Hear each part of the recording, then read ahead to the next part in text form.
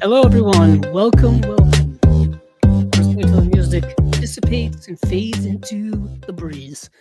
Welcome, everyone, to another episode of Chasing Labels, or spine number of Chasing Labels. And today is kind of a big one. We're not much fanfare around here, but it is spine number or episode number 150. Feels like just the other day we had started this venture about over 3 years ago. So we are here at episode number 150. Welcome, one and all. Welcome, one and all. For those of you joining me here for the first time, thanks for watching. And this will be a show or podcast where I will be going into all of the recent announcements in the home media world for the boutique labels, where I will kind of be picking and choosing and highlighting some of the recent announcements, ones that look interesting to me, ones that I want to add to my collection, ones that I find just interesting in general, and news and things like that in that world and in that framework. But like I said, episode number 150. Interesting because I'm going to be reminiscing back on an episode way back when, probably right now. So I do want to say, in terms of the world of new releases and things like that, a big one dropped recently. And I'm pretty sure many of you listening already know about it, have anticipated it, perhaps bought it and added it to your collections. And that is the Second Sight limited edition of The Hitcher. I'm holding it up here for those of you just listening on the audio. You can't see it, but it is a massive set, and it's a kind of a dream come true. I've been posting it over the last week or so on like Instagram and my Facebook and things like that. And just kind of reminiscing on how much of how anticipated this has been. How anticipated this has been because if you go back far enough in the Chasing Labels archive, way back to episode number 5, which I think was back in May of 2021, it was announced that Second Sight was working on this set. And 3.5 years later, I now have it in my hand. So it's a bit of a historic moment here at Chasing Labels. A historic moment, I think, for just film collectors, film lovers, collecting enthusiasts in general, because this is one of the best releases of the year. And I'm not saying that because I like Second Sight, I like their stuff, but literally just in general, the amount of things you get with this and the amount of work that went into it is kind of astonishing. I think it's the first time ever that a home media release has gone back to the original negative to make a new restoration and a new remaster to put it on disc, or to put it on home media. They had to dig for it deep. I remember once upon a time we had Philip Escott here on Chasing Labels, and Philip Escott is a producer over at Second Sight, and we talked about this release that they were working on at the time. We talked about the Texas Chainsaw Massacre release, which was being worked on at the time, which came out last year, which I thought was one of the best releases of last year. Actually, it just won an award, the Chainsaw Awards. It just won, I think the documentary that they worked on that's on that release, it just won an award. So that's really, really cool. But this set here, finding the original negative for this, it ended up being in, I think, like HBO's archives in New York or something like that. They had to really go digging for it. And it really shows how much of a difference it makes when it comes to having the original negative, to be able to make the restoration, to put it in 4K. It looks astonishing. It looks incredibly impressive for a movie that came out, 1987, as old as I am. It looks astonishing. It looks astonishing. And this release here, just going over it quickly because we have a little bit of time here. It's not quite as an abundant of as long a show as we're going to normally have. Here is what it looks like on the side, and on the back here.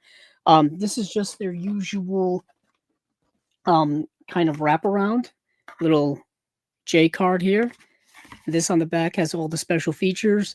But just quickly going over the insides, you've got art cards. You've got art cards. You've got the thing that housed the actual discs, Wish I had enough space here to do this. Never think of that in the lead up to here. So you've got the 4K UHD and you've got the Blu-ray here as well. And then you've got a 200-page book, a 200-page book, very thick, very very hefty. Actually, this is the screenplay. My bad. This is the screenplay. Here is the 200-page hardbound book. See, you get two books here. You get the whole screenplay and then this hardbound 200-page book.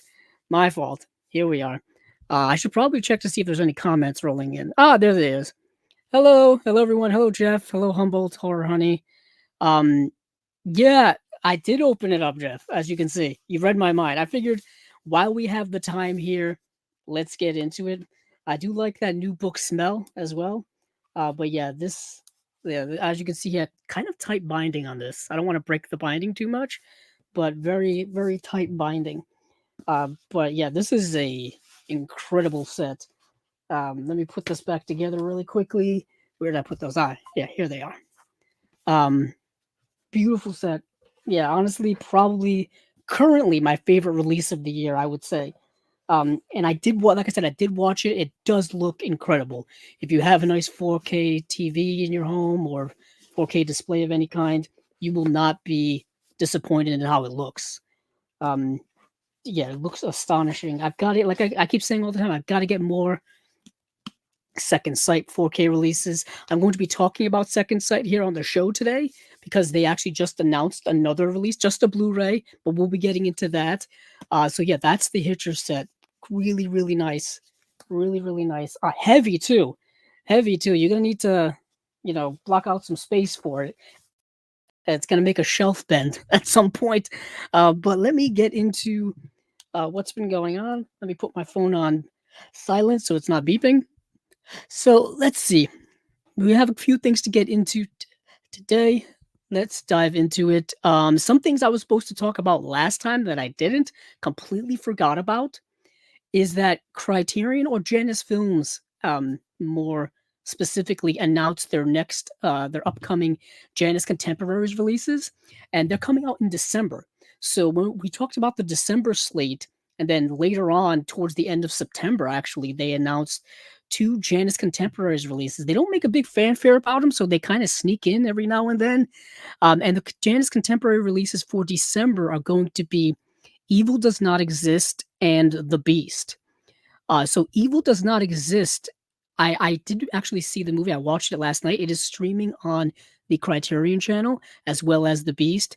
And the reason why this movie is of note, and people should be making note of this, is it's directed by Ryusuke Hamaguchi, who directed Drive My Car from a few years ago, which Criterion has already put out on Blu-ray. And I thought it was one of the best movies of the year it came out. And it's really kind of awesome that they're putting out his follow-up film, which is Evil Does Not Exist, a different film than Drive My Car. Drive My Car was like a long, I think nearly 3-hour film. Let me actually look. I'm on the Criterion website right now. Yeah, Drive My Car, which came out in 2021. For some reason, I thought it was years earlier. Is 179 minutes. This film, Evil Does Not Exist, just by contrast, is 106 minutes. So much different in terms of pacing, in terms of time commitment for those watching, and really in terms of themes and things like that, and plot and all that stuff. Very different, very different. So Evil Does Not Exist takes place in a secluded snowy mountain village. A widower and single father Takumi leads a modest life gathering water, wood, and wild wasabi for a friend's udon shop. Yet this peaceful existence is threatened when a pair of corporate reps arrive to launch a glamping site, sparking resistance from community members who fear the project's potentially pernicious impact on the environment. So what happens is that the movie is very slow paced. It's very patient, beautifully shot, beautifully shot. There's a lot of wonderful long shots in the countryside and in the snowy woods. There's wonderful shots of just the sky and the camera's just panning. It reminds me of the shot in Rashomon that Kurosawa did in the late 40s, very much mimicking that. But this film is dealing with this kind of nature versus economy, nature versus commerce, nature versus industry, and ultimately what um, that impact has on society. It's dealing with a lot of similar themes that I feel like Hayao Miyazaki got into in a lot of his work, environmentalist types of themes. But the film is not preachy. It's not overstating things. It doesn't beat you over the head with any of these things. It's very like kind of gentle and just smooth. The filmmaking is smooth. The acting is smooth. It feels so genuine. It feels so real, to the point where you're kind of just mesmerized by the film in many of its regard. And of course, the film does hit on the most obvious things where, you know, industry coming into nature and trying to make money off of it. You know what I mean? And that's a big part of the movie. But yet again, the movie doesn't emphasize it harshly. Doesn't, like I said, doesn't hammer you with that. Does it very gently, does it very calmly. But the impact is still there. The themes are still there. Really, really good film. I highly recommend if you have the Criterion channel, spend the hour and 46 minutes watching it. But do so go into it knowing that it's going to be a slow paced film. It's going to take its time. It feels very much like Ozu, in the sense there's not a lot of camera movement, there's not a lot of editing, so it doesn't push the pace in that regard. It really just kind of lets you become kind of a voyeur on what's going on here. Very good film. And The Beast is a film I actually have not seen yet, but it is a film that I know a lot of people liked when it came out. It was critically acclaimed. It's the movie that stars Leah Seydoux and George McKay. Um, and yeah, by the year 2044, artificial intelligence reigns and human emotions are a liability that must be surgically removed to produce a more pliant workforce. Interesting themes there. Interesting themes there. Very sci-fi-ish. But this procedure triggers Gabrielle Leah Seydoux to experience haunting memories of her past lives. So you're getting kind of like a Westworld vibe. You're getting kind of like I said, a sci-fi vibe. Feels very 70s sci-fi-ish. I'm thinking of Blade Runner, that's 80s, but you know what I'm saying.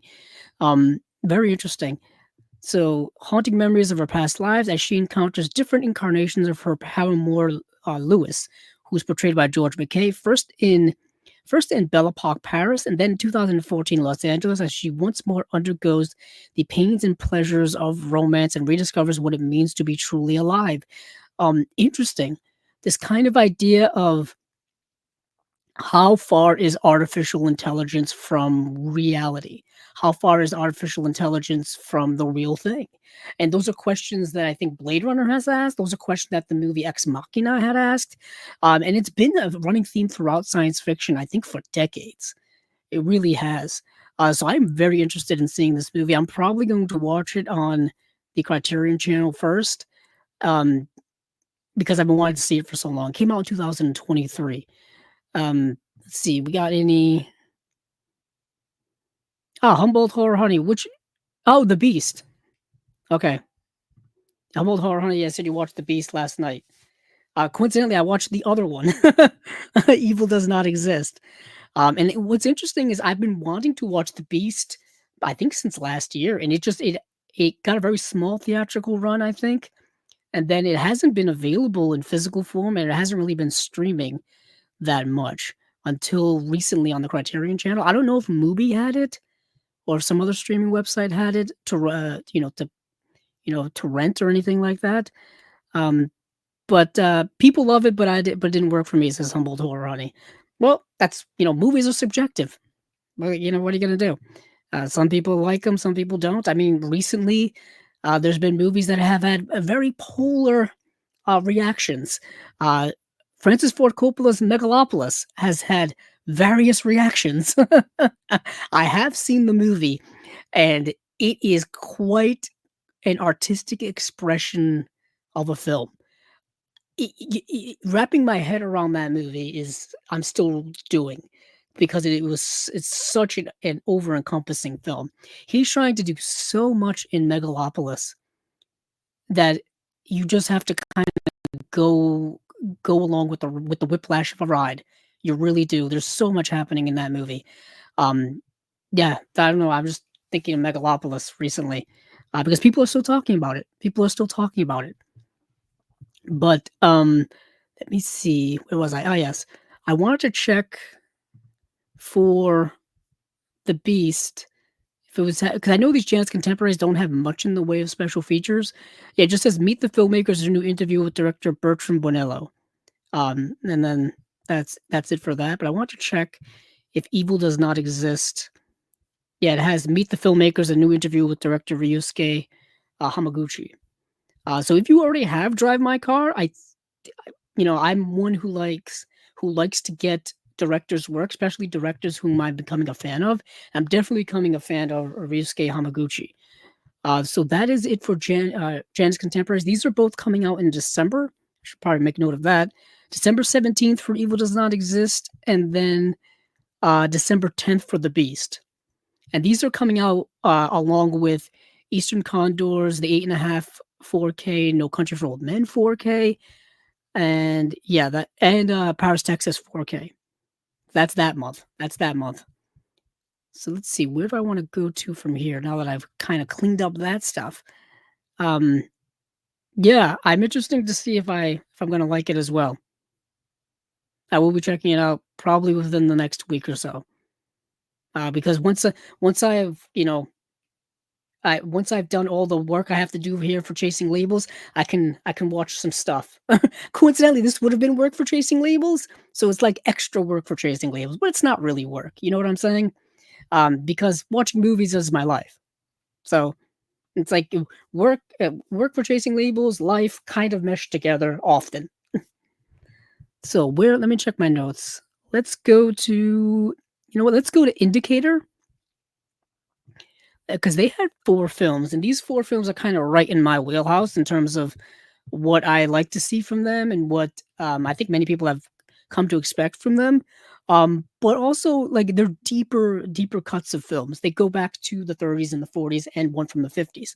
So we've got 4 films for them from Indicator, and it's The Lives of a Bengal Lancer, The Shepherd of the Hills, Sahara, and Edge of Eternity.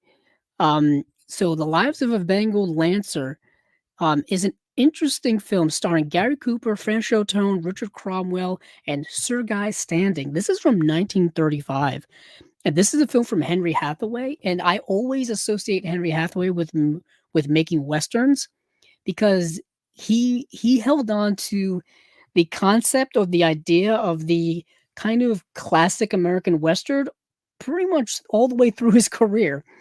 He worked a lot with John Wayne later on in his career, towards John Wayne's end of his career as well, because John Wayne famously did not like the newer westerns of the day. He didn't like the spaghetti western. He didn't like the influence of the spaghetti western on the American western. You can imagine, it's John Wayne, a very traditional conservative individual.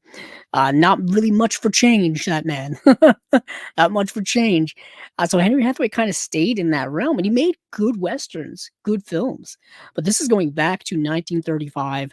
Like I said, starring Gary Cooper, who is he's a rather stoic type of actor. And I'm a fan of Gary Cooper, as stoic as he is and how wooden as he can be. There's still a charm to him, but this film is interesting. So Gary Cooper, um, head the cast of a spectacular adventure classic, The Lives of a Bengal Lancer. When Lawrence McGregor, Gary Cooper, welcomes Officer Forsyth, Franchot Tone, and Stone, who is portrayed by Cromwell, to a remote outpost on the northwest frontier of the British Raj, they face overwhelming odds as they battle a local insurgency. Kind of, yes, that's kind of the premise of the film. There's more personal, antagonistic things going on in there, where this young officer who Gary Cooper takes under his wing is the son of the kind of the lead officer of the group of that battalion, I guess. Um, and and so there's a lot of friction there, personal friction there. The movie is incredibly dated in terms of its depictions of the people of India. The movie is known for being incredibly like pro colonization and things like that. Because of course, at one point, even well into the 20th century, Great Britain had colonies all over the world, including in India, and then of course all of them pretty much rose up in some type of revolution against them, or some type of fight for independence, and a lot of those a lot of those feelings kind of persist to this day. Apparently, I don't know how accurate this is. Apparently, this film was a favorite of one Adolf Hitler because of how fascist the film came off as. Uh, and so that in and of itself is going to give the film a very negative reputation. And so, yeah, you can imagine if someone like that can deem positivity as positive things from the movie, not the best thing for the reputation of your film. It's a fine film in terms of like what it is for its time, but it's not one that I think I would go back to rewatch anytime soon. Even though I'm fans of Gary Cooper or Henry Hathaway, let's move on from it. So that's The Lives of a Bengal Tiger. Next is Shepherd of the Hills. Speaking of John Wayne. And speaking of Henry Hathaway, what did I just say? So Henry Hathaway directed this movie in 1941. So we're going from 1935 to 1941, and we've got a film starring John Wayne. And this is a young John Wayne. I think he was, oh man, maybe he's in his 30s? I don't know. I'd have to go and like check his birth date. But this is John Wayne not working with John Ford quite yet. Actually, he did work with John Ford, previous to this. He did work with John Ford in Stagecoach. I think was this I'm gonna go check IMDb really quickly. I think this was before The Quiet Man. The Quiet Man. Yeah, oh yeah, this was a decade before The Quiet Man. I don't know what I was thinking. Uh, but this is John Wayne in a kind of a pseudo Western type of film. Let me see. Let me get the premise here. So Henry Hathaway directs John Wayne, and Harry Carey and Beulah Bondi in the classic 1941 melodrama The Shepherd of the Hills. When Daniel Howitt, Carey, a kindly stranger, arrives in a remote Ozark community riven by hatred, he befriends young Sammy, and raises the ire of her fiance, Matt, who is portrayed by John Wayne, a bitter moonshiner who has sworn to kill his own father. So yeah, so Harry Carey shows up to town and he wants to basically buy this piece of land and settle down, and kind of flashes a lot of money around, and he's incredibly nice and incredibly kind, and even then that kind of ruffles the feathers of this kind of small Ozarks community. And although he also kind of enriches it as well. So there's a little bit of like animosity plus positivity in the new presence of this person in town. I don't want to say much else about it when it comes to the John Wayne factor of it all. All I know is that John Wayne, he has this relationship with this young woman, and that plays a part in the film as well. And you got to see it. There's melodrama in it. There's romance in it. There's, like I said, there's conflict in it in terms of this small town and all that kind of stuff. There's also, uh, past revelations that may come to light about certain things as well. There's a lot going on in the movie. I really want people to say that. And Jeff, you are correct, sir. That's not a good selling point. I believe you're referring to the Bengal Lancer film. No, it's not. And I learned that when I went on to the letterboxd for it. People do not like this movie at all. And I can kind of understand why, because it is very pro colonization. It's very pro white man. It's very pro like, oh, like, um, kind of. imbuing their oppressive power on what they deserve to be and what they deem to be lesser people. You know what I mean? And a lot of the conflict in that movie would be resolved if like Britain wasn't there at all. You know what I mean?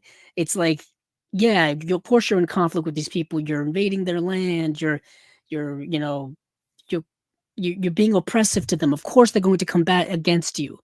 But of course, they also want to portray them as, savage type people and things like that. It's very much similar to the American Western, whereas the indigenous peoples were portrayed in that way for decades upon decades, where minority people in general were portrayed like that decades upon decades. It's still something that people fight with and argue with to this day in terms of positive representation of film, accurate representation of film for minority groups and things like that. So yeah, Lives of a Bengal Lancer is very much a historic piece, but not for the good reasons. Not for good reasons. Um, but what was I back to? Oh, yes, The Shepherd of the Hills. Um, as I was saying, it's based on a best-selling novel by Harold Bell Wright and boasting ravishing cinematography by Charles Lang. Um, it is a very beautiful movie. It's shot in Technicolor. I think it was John Wayne's first movie in Technicolor as well. Let me see, what do we have here for there's an audio commentary with academic and curator Eloise Ross, Bertrand Tavernier on The Shepherd of the Hills, archival appreciation by the critic, and that's it. That's it. Of course, there's a limited edition exclusive booklet and things like that. I want to go back to The Lives of a Bengal Lancer and see what we got here for special features. It does come with a 4K restoration. So the black and white will look nice. We have a commentary with screenwriter and novelist C. Courtney Joyner and Steve Latshaw, filmmaker Steve Latshaw, Sheldon Hall and The Lives of a Bengal Lancer, critical appreciation by academic and film historian. Um, and then there's a Lux Theater radio adaptation of it. So let's move on from Shepherd of the Hills and The Lives of a Bengal Lancer to Sahara with Humphrey Bogart. So as we all know, they've put out a bunch of Humphrey Bogart films already. Let me see. Let me see if I have the box set behind me somewhere. Oh, it's way over there. Never mind. I have it. I have it in one of my stacks here. But they did put out an entire box set of Humphrey Bogart film noirs.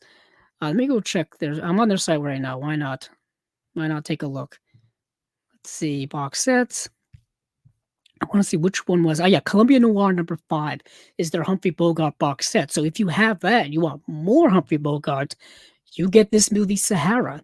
And we have Humphrey Bogart, Bruce Bennett, J. Carroll Naish, Lloyd Bridges is in the film. That's who that was. Directed by Zoltan Korda. What a name. It's from Columbia Pictures.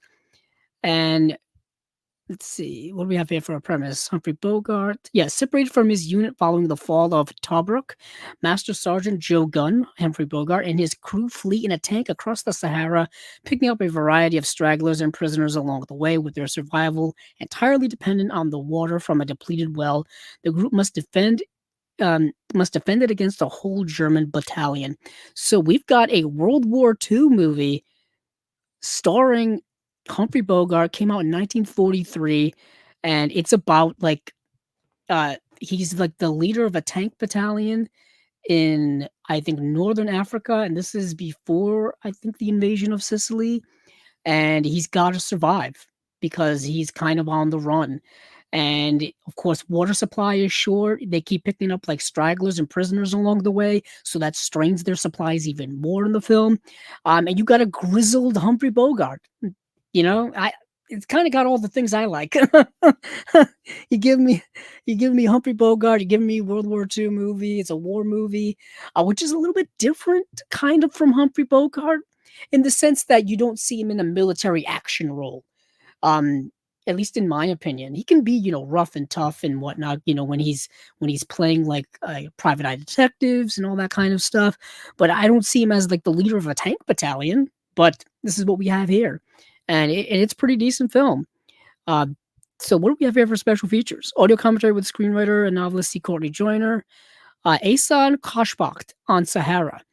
Appreciation by the curator, filmmaker, and editor of The Lady with the Torch. Columbia Pictures, 1929 to 1959. Building a Tank, 1942. A documentary short on the work of the Detroit tank arsenal and the manufacture and testing of the M3 Lee tank, which prominently features in Sahara. Interesting. There's another documentary from 1942 called The Siege of Tobruk, short produced. It's a documentary short produced by the UK's Army Film Unit detailing the World War II military campaign in North African port of Tobruk during 1941, which preceded events portrayed in Sahara. So kind of a little prequel short film documentary for this movie, and that's it. Of course, you get the booklet here as well. It's got a new essay by Imogen Sarah Smith, an archival interview with actor Kurt Kruger, an archival on set profile of Humphrey Bogart. Very interesting. Very interesting. So that's Sahara. The next we have a Don Siegel film. Bring out all kind of the classic names here with Don Siegel, a film from 1959. So we've got a movie from 1935, a movie from 1941, a movie from 1943, and then we take a huge jump forward to 1959 with a Don Siegel film. I didn't realize this, but Don Siegel, his stuff goes back all the way to the 1940s. He was directing stuff back then. I'm more used to hearing Don Siegel when it came to his work with like Clint Eastwood in the 60s and 70s. That's how I know a lot of Don Siegel's work. But this is going a little bit back into the coffers. Let's see what we got here from some comments. So we've got Josie. Josie's here. Hello.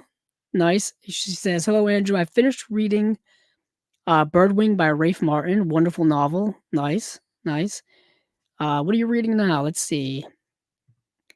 And she says, now reading In an Oz by Steve Tomasula. It's a really good so far. Nice, nice. Josie, I'm curious, how many books have you read this year? Do you keep count of them? I have, like I said, I think I mentioned before, I have a Goodreads account, and I have a Goodreads challenge. How many books I plan on reading per year? My goal every year is 35, which I never get to. And I'm currently at 22 books read. And I'm in that position now where I'm caught in between what to read next. I'm thinking of going back to the Stephen King because I want to read more of his stuff, and I've got so much of his stuff that I've been picking up at local thrift stores and used bookstores and stuff like that. So I've got I have this stuff in my collection. I might as well start reading it. And it is that time of year. It's the Stephen King time of year. It's October, you know. So let's see. Jeff says, "I'm a Bogart fan, but I haven't watched much of his non-noir." Yeah, there's a lot of his non-noir. Even his I would say pre-Casablanca or pre-Maltese Falcon. In the 30s, he was in movies in like smaller roles. Um where sometimes he would play heavy, sometimes he would play like small bit part characters, and you'd be like, "Oh, that's Humphrey Bogart." Um oh my goodness, what was the movie he was in? Oh, let me look. Let me look. One that he was in the 30s that was really, really good. I have it. It's kind of a noir, but it predates the noir era, so it's not really considered a noir. Let's see. Or he plays a bad guy, actually. He plays an antagonist. I have it in my collection. I don't know where it is currently. Let me look. Of course, I'm getting ads on IMDb. Let's see. There's Casablanca. Let's go. Let's see. He's in Dark Victory. If you haven't seen that movie, check out Dark Victory. He's in Angels with Dirty Faces. Oh, apparently, no, I'm going in the right direction. He's in Bullets or Ballads. The movie I was talking about is called The Petrified Forest. The Petrified Forest from 1936 is a masterwork of a film. Really great film starring Leslie Howard and Betty Davis. If you haven't seen this movie yet, listen to me, Chasing Labels, people. Check it out if you can. It's a movie that's directed by Archie Mayo. Really good movie. Really good movie. Leslie Howard was a great actor. He unfortunately passed away in World War II. I believe he passed away while serving in World War II. But he was a great actor. great actor. Um, let's see. Jeff says, I picked up three Siegel titles from the Kino release: Escape from Alcatraz, nice. Charlie Varick and the Invasion of the Body Snatchers. Nice, nice, nice. Because I think I showed it off last week. Well, not last week, well, last episode. I got mine right here. Invasion of the Body Snatchers. I've got this, and I've got the old Olive Films release as well. I do not have the Olive signature release, which I think has a couple of special features that aren't on this, but I couldn't pass up this 4K. You know what I mean? I couldn't pass up the upgrade of getting this 1950s classic horror film in 4K. It probably looks incredible. I haven't watched it yet. Probably something I'm gonna do soon because, like I said, it is that Halloween season. I have to get in that Halloween vibe. Let's see. Recent watches from Josie. I want to, let's see. I want to highlight Vanilla Sky and Open Your Eyes. Like I mentioned before, Open Your Eyes is the original film. Vanilla Sky is the American remake. They both star Penelope Cruz. What we talked about Open Your Eyes recently because it's getting a Blu-ray release. Well, actually, it's getting another Blu-ray release.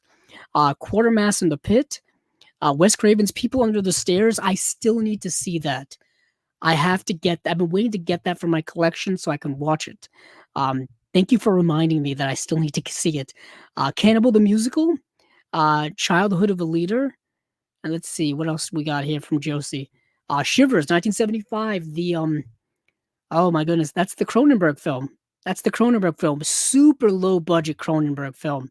The little creatures in there were like made from. I think they were made from like pipe cleaners, like little like pipe cleaners.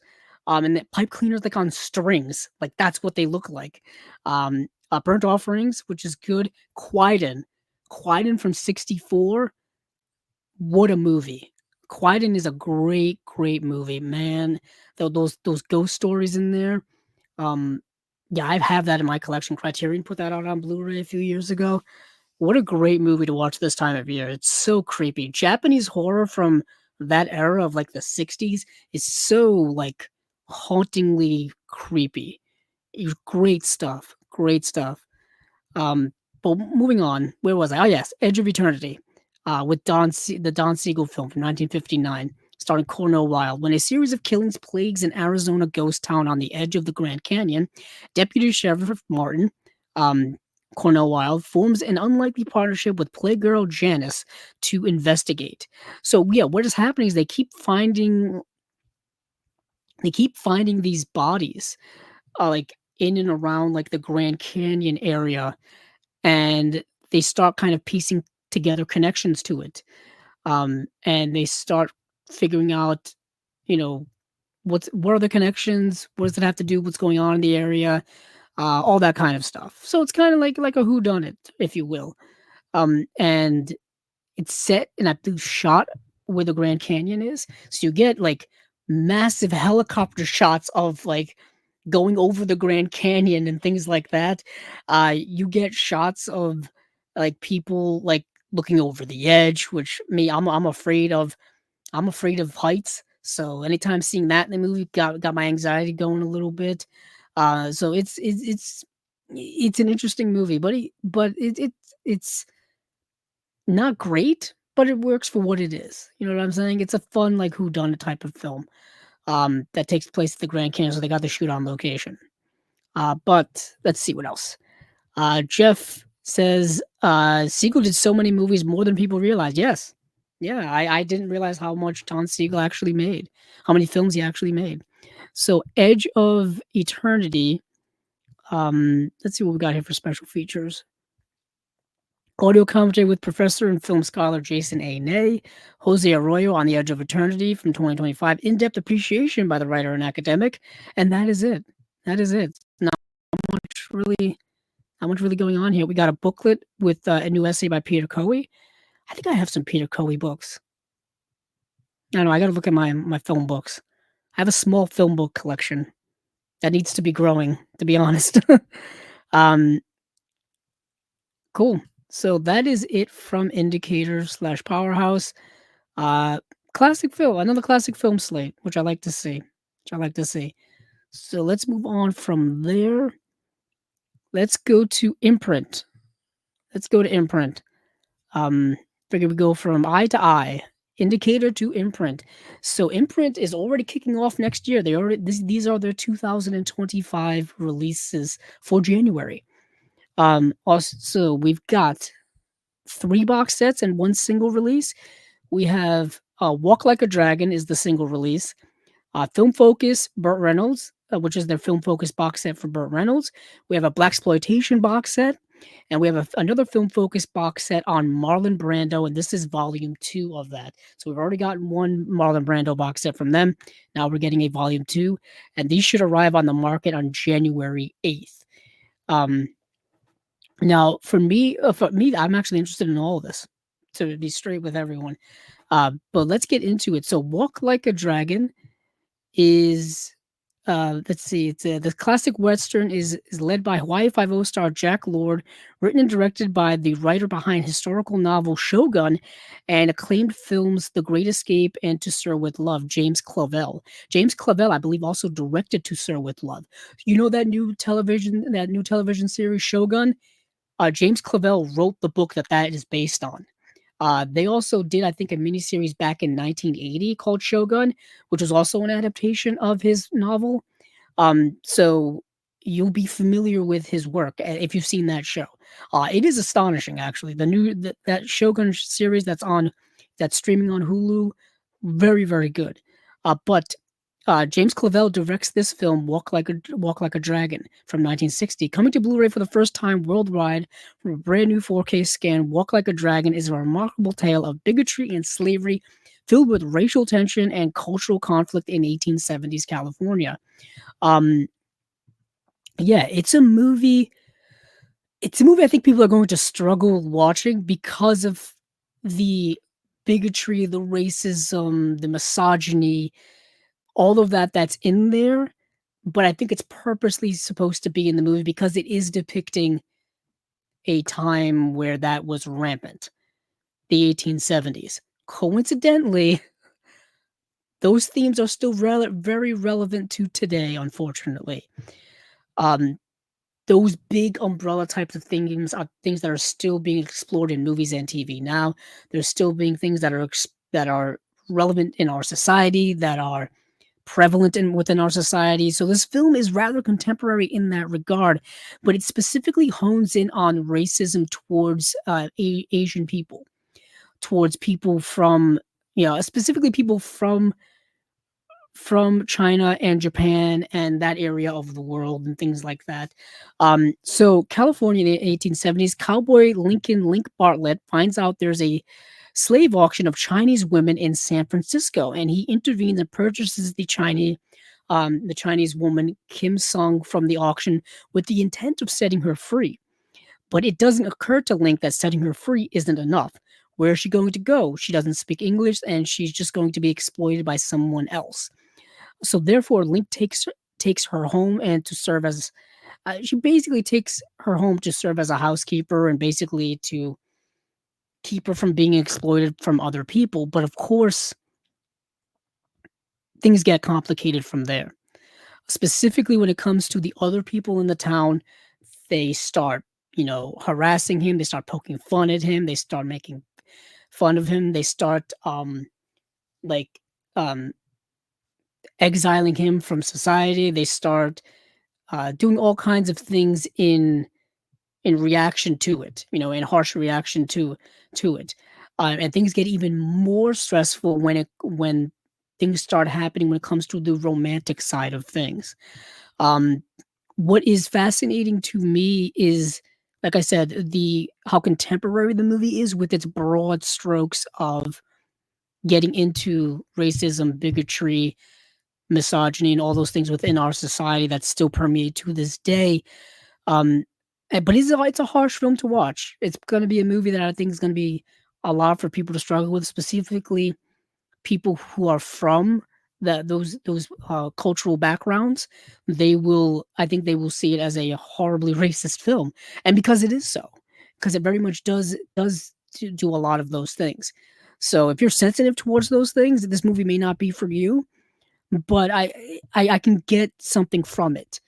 Um, yeah. So that's Walk Like a Dragon, and now we get into the box sets. The box sets of the Marlon Brando box set. Let's go Brando first. Why not? He's the big headliner.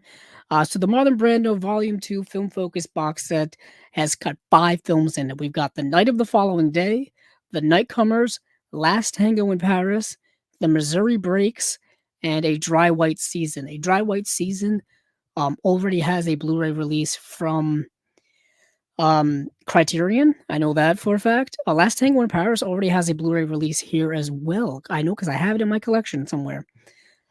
Actually, I have it in a Bernardo Bertolucci section. So, Last Tango, the famous, infamous film from Bernardo Bertolucci, which came out in 1972, which was so controversial at the time. I think the Vatican made them burn the original print or whatever. Um, and that's the movie I think people may know of most from this box set, um, because because of its controversy. Controversy. It's a movie that fascinates me. It pushes the boundaries when it comes to a lot of things you could do on film at the time. Even things you could do on film to this day, I think it pushes those boundaries as well. There's all kinds of talk about the way the film was shot and all this kind of stuff when it came to um, things depicted in the film and how they were done and all these kinds of things.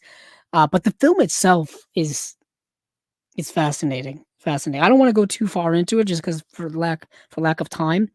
The Night of the Following Day I have seen as well.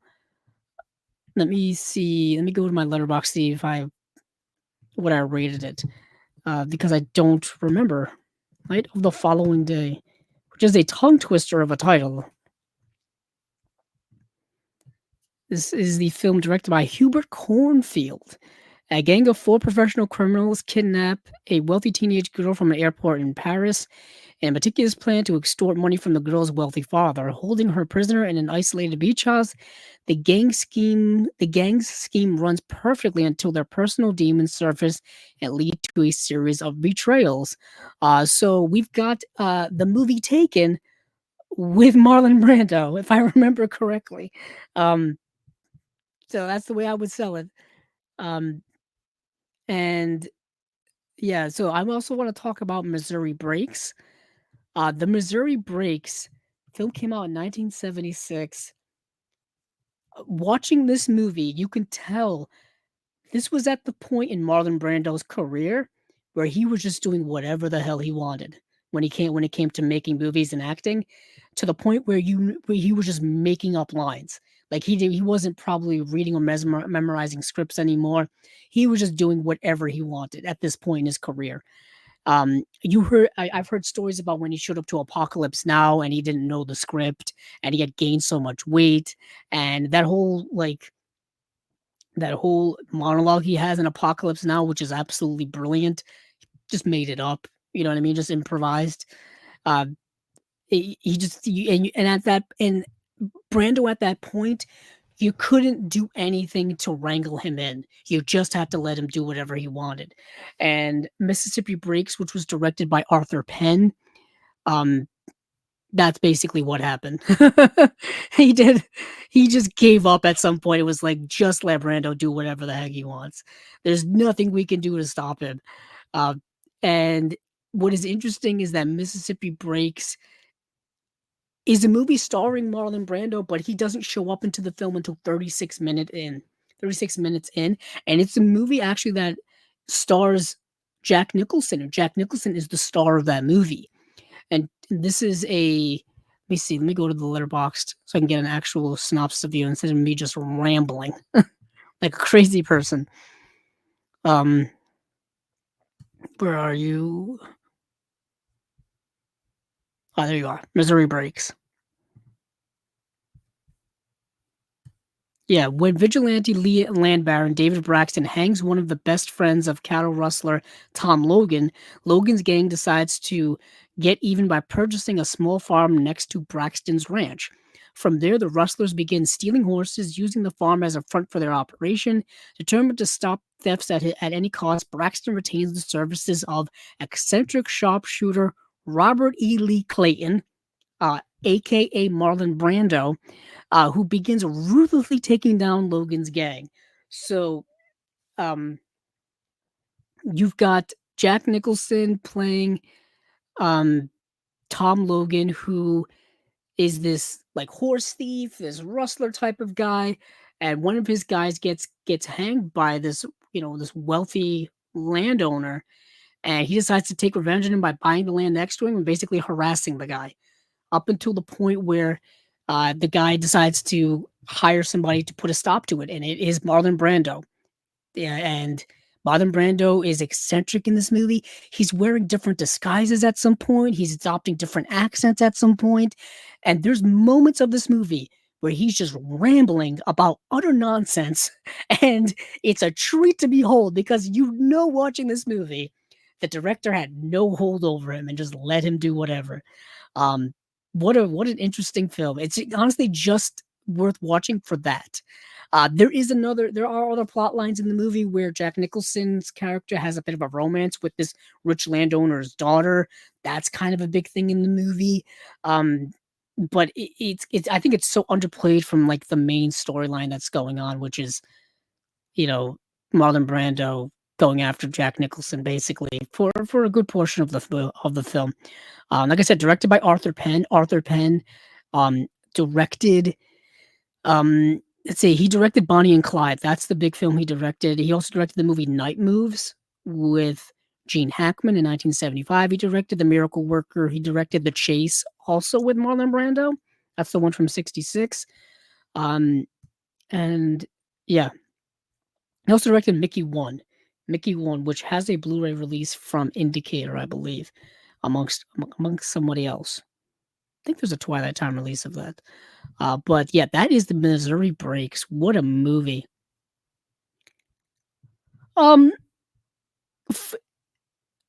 Last Tango, Jeff asks here, is Last Tango good or just fascinating? I think it's good. I really like the movie a lot. Granted, I know maybe I'm in the minority of that group of people. There's moments of the movie where Brando's really, really good.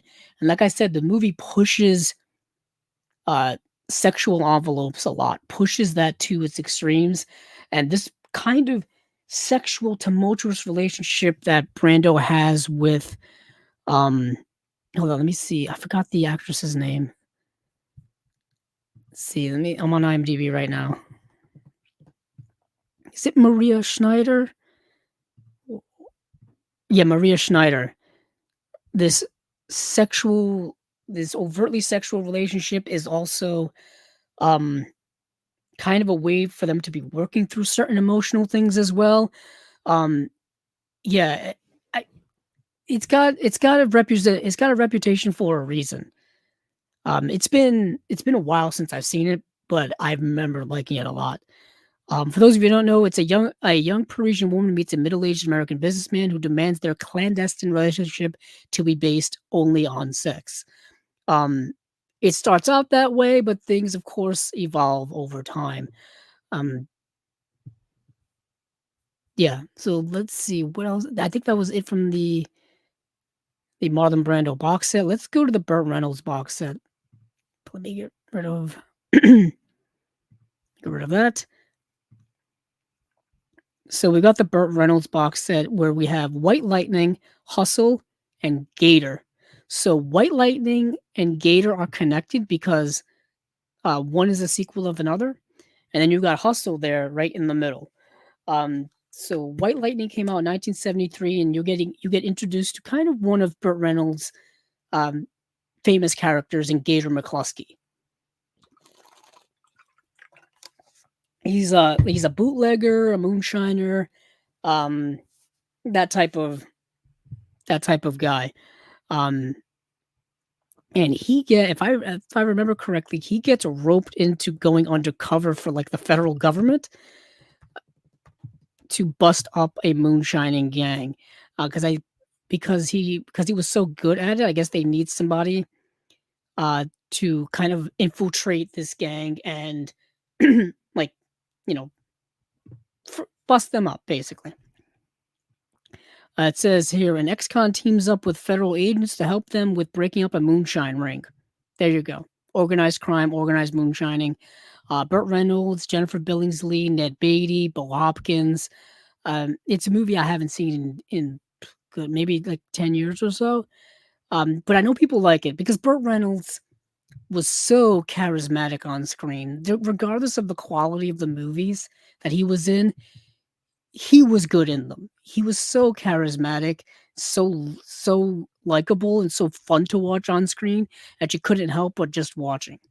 Um, yeah, it's so that's that movie, and then coincidentally, White Lightning is the same premise. No, Gator's the same premise, except there's like a little extra twist in it where um kind of a lighter film. Hold on, I'm on the wrong place on my letterboxd.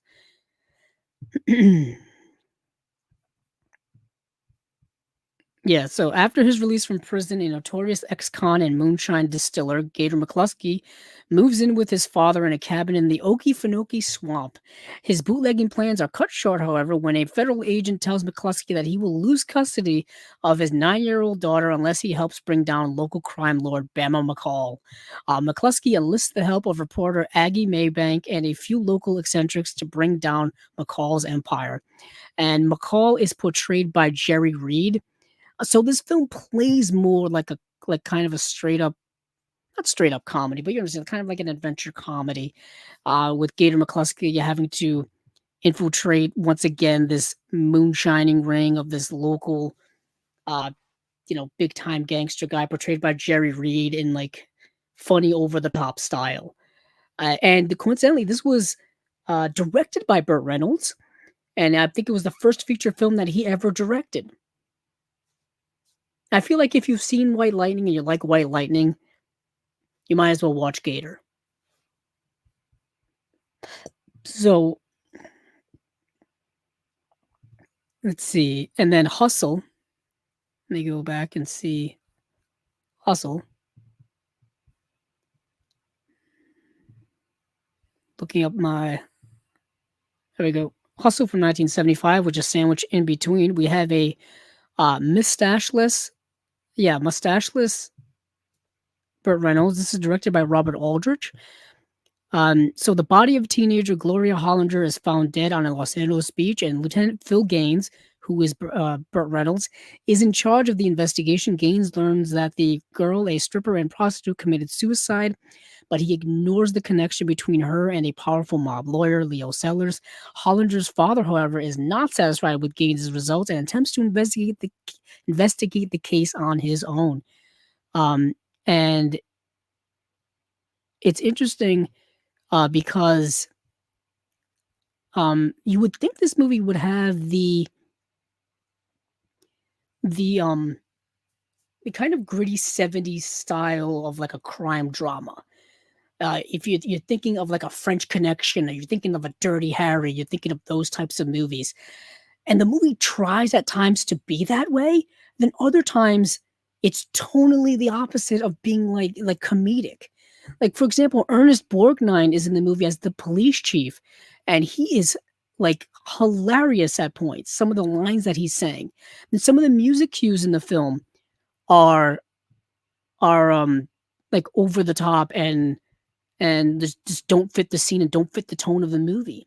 Like you're dealing with a movie that's a murder investigation about someone who got into some really dirty like drugs and heavy underworld type of stuff, and yet the movie's tone doesn't dictate that. So it's all over the place when it comes to tone. It's kind of all over the place when it comes to tempo. There's a romance in the film between Burt Reynolds and Catherine Deneuve, and I thought it just stuck out as like a sore thumb throughout the whole movie. Like every time you would cut back to their romance that's going on, I kind of found myself being rather uninterested. That's what I was saying, Jeff. Yeah, it's Burt Reynolds without the mustache. And I guess he still has the charm. but he doesn't have the aesthetic charm quite to the degree when he has the mustache. So he's so synonymous with it. He's so synonymous with it. But Hustle, yeah, Hustle is kind of a movie that's a bit all over the place for me. But let's move on because we got some other things to go through. We have the Blaxploitation box set, and this is 4 films that are within that Blaxploitation realms of the 1970s: Legend of Black Charlie, The Soul of Black Charlie, Superfly TNT, and Detroit 9000. Unfortunately, the only one of these that I got to see is The Legend of Black Charlie. If you do go on to Letterboxd and you do go on to IMDb, there is an alternate title to this, to both The Legend of Black Charlie and The Soul of Black Charlie. That's what the original titles are, and the original title includes a word that's obviously not socially acceptable to say anymore, or really it shouldn't have been said ever. But you know what I'm saying. There's a reason why they changed the title here for reasons. If you go onto IMDb, you'll understand exactly why. So The Legend of Black Charlie is it's a Western blaxploitation film. But don't think it's Django Unchained or anything like that. It's more. It doesn't have the spaghetti western vibes of that film it used, that Quentin Tarantino loves so much. It's way more straightforward than that. Takes place during the pre-Civil War era, and let's see. Let me go to the synopsis here. So we've got. Where are you? Ah, there it is. A trio of runaway slaves evade authorities in the Old West. That's kind of the premise. Kind of the premise. So you've got a movie that is a starring vehicle for Fred Williamson.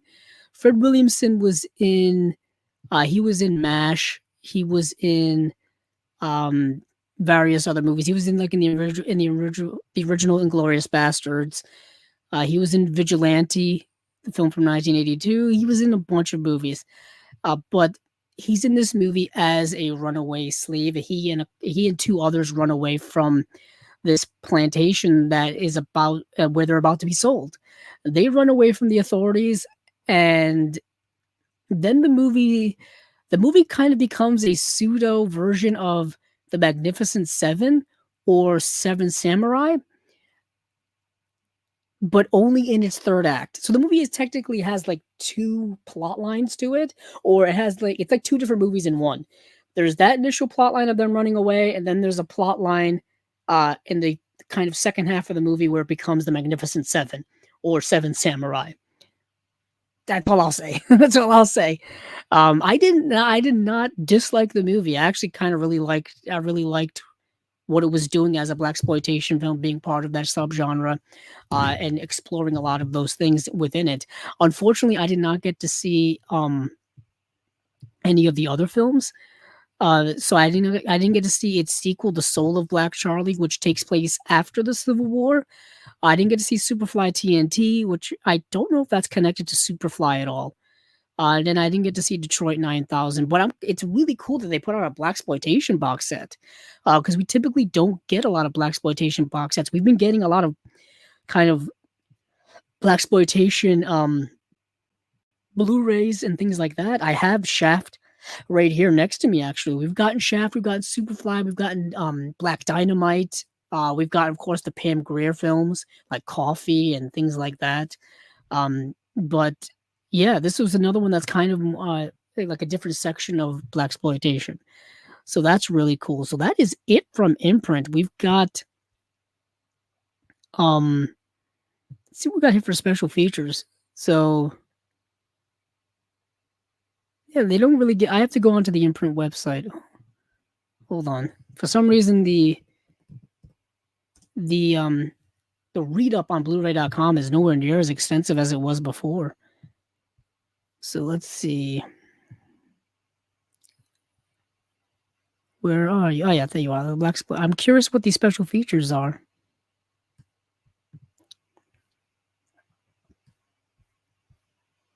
Yeah, we have new audio commentaries on every film. Yeah, new audio commentaries as well as it just says, yeah, as well as some other special features. Curious about I do also want to mention that the Burt Reynolds films have all been released on Blu-ray already by Kino. Coincidentally, I think White Lightning and Gator have already been re-released actually recently with a larger disc and a slipcover as well. And I think um audio commentary. So there's a new audio commentary on White Lightning. There's a new special feature with the interview with Wayne Byrne, author of Burt Reynolds on Screen. A new interview with composer Charles Bernstein. For Hustle, there's a new audio commentary with historian filmmaker Daniel Kramer. There's a new video essay by Blake Howard. On Gator, there is a new audio commentary with film critic Patrick Bromley. And then there's a new special feature here, interview with writer Wayne Byrne of Burt Reynolds on Screen. It's called Burt, A Decade Behind the Camera. Cool. Then there's an I Am Burt Reynolds documentary that's included on a bonus disc. That's really cool. And that's got a new interview with Adrian Butenholz, director of I Am Burt Reynolds. That's kind of cool. See, I didn't know that. Come on, Blu-ray.com. Why aren't you telling me these things that I need to know? Let's go check Marlon Brando quickly here before we move on. Night of the following day, new audio commentary. Featured documentary here about Rita Moreno. Rita Moreno, just a girl who decided to go for it. That's awesome. The commentaries by Tim Lucas. There's an old commentary by Hubert Cornfield, the director. That's kind of cool. The Nightcomers. Oh, I should also mention The Nightcomers is a prequel movie to Turning of the Screw. So you've got Turning of the Screw is the famous novel that's been adapted. It was adapted as the movie The Innocents. It's been adapted in other forms as well. But they decided to make a movie prequel to that story, starring Marlon Brando. So it's not a book adaptation of a prequel book. It's just a movie made as a prequel to the story. Interesting. It's got an audio commentary with Elaine Silver and Jim Orsini. The adaptation of Turn of the Screw video essay by film historian Kat Ellinger, our friend here on Chasing Labels. Turn of the Camera interview feature with production crew. And then there's an introduction by Michael Winner. There's an interview with director Michael Winner. That's pretty cool. And next we've got Last Tango in Paris. Now this is interesting to me because I'm pretty sure that Last Tango in Paris Blu-ray that I have has absolutely no special features whatsoever. I think it was just a miracle to get that movie on Blu-ray in general. So we've got a new Journey to the End of Death interview with critic Pier Spia. New Master of the Italian New Wave interview with editor Roberto Perpegnani. New of the Tango in Light interview with camera assistant Mauro Marchetti. Previous unseen interview with director Berlucci. Traders from Hell with Larry Karaszewski, who we've had here on Chasing Labels as well. And next we have The Missouri Breaks. New audio commentary with film historians Lee Pfeiffer, Tony Latino, and Paul Scrabo.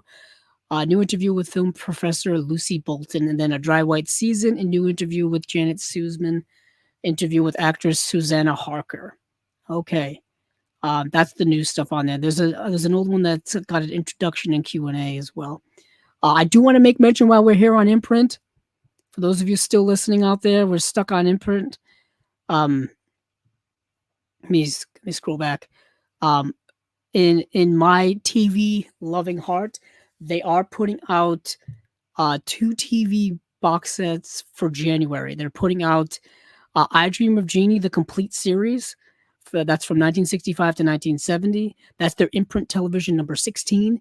And then they are putting out Bewitched seasons 1 and 2, which ran from 64 to 66. And that's their Imprint television release number 15. And these are expensive releases, to say the least. Um, yeah, if you want quality, I guess you gotta pay for quality. I don't know if that's an old saying or that's a new saying, but um, yeah, perhaps yeah, they're very expensive. I know Bewitched. Let me see. Bewitched ended up having, I think, 8 seasons, so you're going to be dropping a lot on a sizable amount. Sizable amount. I hate what IMDb has done to their website. It used to be so much easier.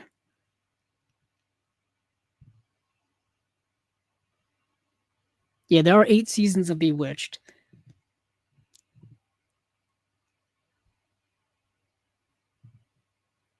So that's going to be very expensive if they're going to be grouping them into like 2 season sets, and for the prices that they're asking, it's going to be very, very expensive. I just wanted to mention that really quickly because I know these were highly anticipated from us classic movie fans. But that is it from Imprint. Let me get away from Imprint. Let's see. Imprint is gone. Let's go quickly. Let's sneak in Umbrella here since we are in that part of the world. Umbrella is preparing a 4K UHD release of Tarsum Singh's The Fall. I watched this movie for the first time. It has had nothing but an incredibly positive reputation for so many years. And after finally watching the movie, I understand why. It is a gorgeous movie and a really good movie, too. I had never seen the movie, but like I said, so many people had raved about it for so many years. This movie came out in 2006. It stars um, who's in the movie that people would recognize? Lee Pace is in the film, and yeah, it's a visual treat of a movie. This is going to look stunning in 4K. I know recently I had heard that Tarsum Singh was working on um the 4K remaster of it, so it is coming. I'm not sure when. There's no real date on it, but I just wanted to give an update. It just says early 2025, so who knows when that will be. But I want to mention that really quickly, and then I want to talk about Sandpiper Pictures. Sandpiper Pictures unveils their upcoming releases, and these are releases that are coming in December 17th, actually. Now, Sandpiper Pictures, we've talked about here a few times. Sandpiper Pictures kind of scoops up whatever licenses they can from other boutique labels that have lost the licenses, that the licenses have lapsed and they haven't renewed them. So you're going to be seeing a lot of familiar films that Sandpiper reissues, essentially, because I don't think they have the money to produce their own special features. So they just kind of um, re-release whatever comes along with licenses that they buy. That's what I understand. It could be different, but I'm not sure. So here we have The Pope of Greenwich Village, River's Edge, Heavy Traffic, which is a Ralph Bakshi animated film. We have Sleepaway Camp 2, Unhappy Campers. We have Sleepaway Camp 3, Teenage Wasteland. We have The Land That Time Forgot. We have Cast a Giant Shadow, and we have Mulholland Falls. Now, Mulholland Falls, I know, was a release that Kino had put out, and I think they recently lost the rights to that, so that release is out of print. River's Edge is the highlight for me. I've been talking about this movie for years on Chasing Labels. The River's Edge Blu-ray had gone out of print a while ago, the one that Kino had put out. Unfortunately, I didn't buy it in time, so I've been trying to hunt it down, and it goes for way too high of a price. Unfortunately, I'm hoping that with this re-release, they at least have the rights to what Kino put out on their version. If they don't, and all we get is the movie, then the hunt continues. So, River's Edge was put out by Kino on Blu-ray in 2015, and yeah, I think it went out of print a year or two ago. It's been a while. This is the movie from 1986, directed by Tim Hunter, starring Keanu Reeves, Crispin Glover, Daniel Roebuck, Dennis Hopper, Iona Sky. Um, it's I think it's so underrated. I think it's so underrated.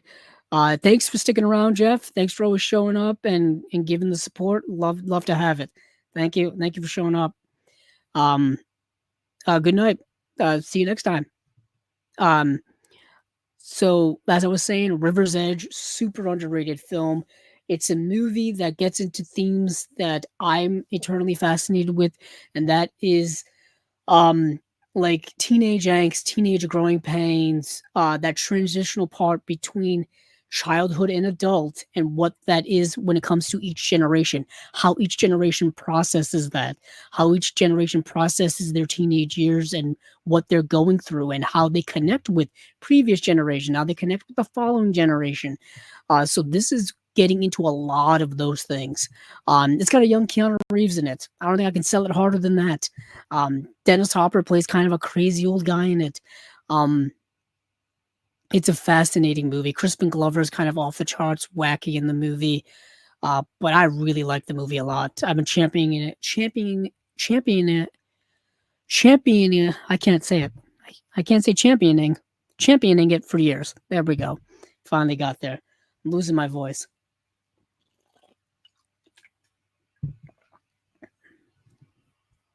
So that's River's Edge getting a Sandpiper release. The Pope of Greenwich Village is a film that stars Mickey Rourke.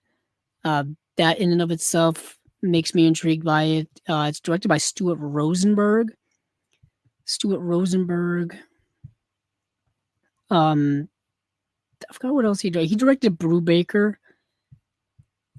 the film. Um,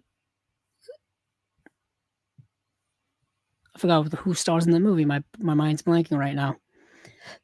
Um, it's the movie starring Robert Redford. Sorry, I'm literally looking at a picture of him. And I couldn't figure it out. I believe he directed Amityville Horror as well. But anything 80s with Mickey Rourke is fascinating to me because that was really the prime of Mickey Rourke's career, where he was doing a lot of interesting things. Heavy Traffic, like I said, is a Ralph Bakshi film.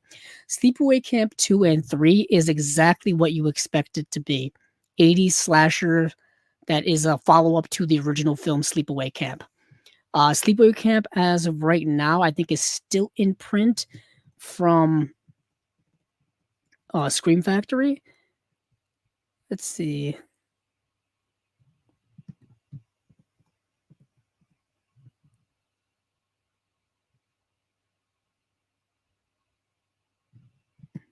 Nope, that's not what I was looking for. Going to make me look. Yes, so Scream Factory / Shout Factory put out Sleepaway Camp back in 2014, and as far as I know, that Blu-ray is still available. It's the sequels that I think have been that are now out of print, at least their versions.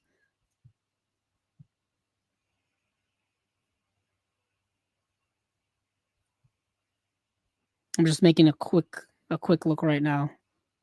Yeah, they're way out of print. I was just checking the price on Amazon. Yeah, way out of print. So those are coming back around. Let's see. Let me go back to the list I had here. Cast a Giant Spider, I've never seen. Mulholland Falls, I did get to see though. So Cast a Giant Shadow. Sorry, Cast a Giant Shadow.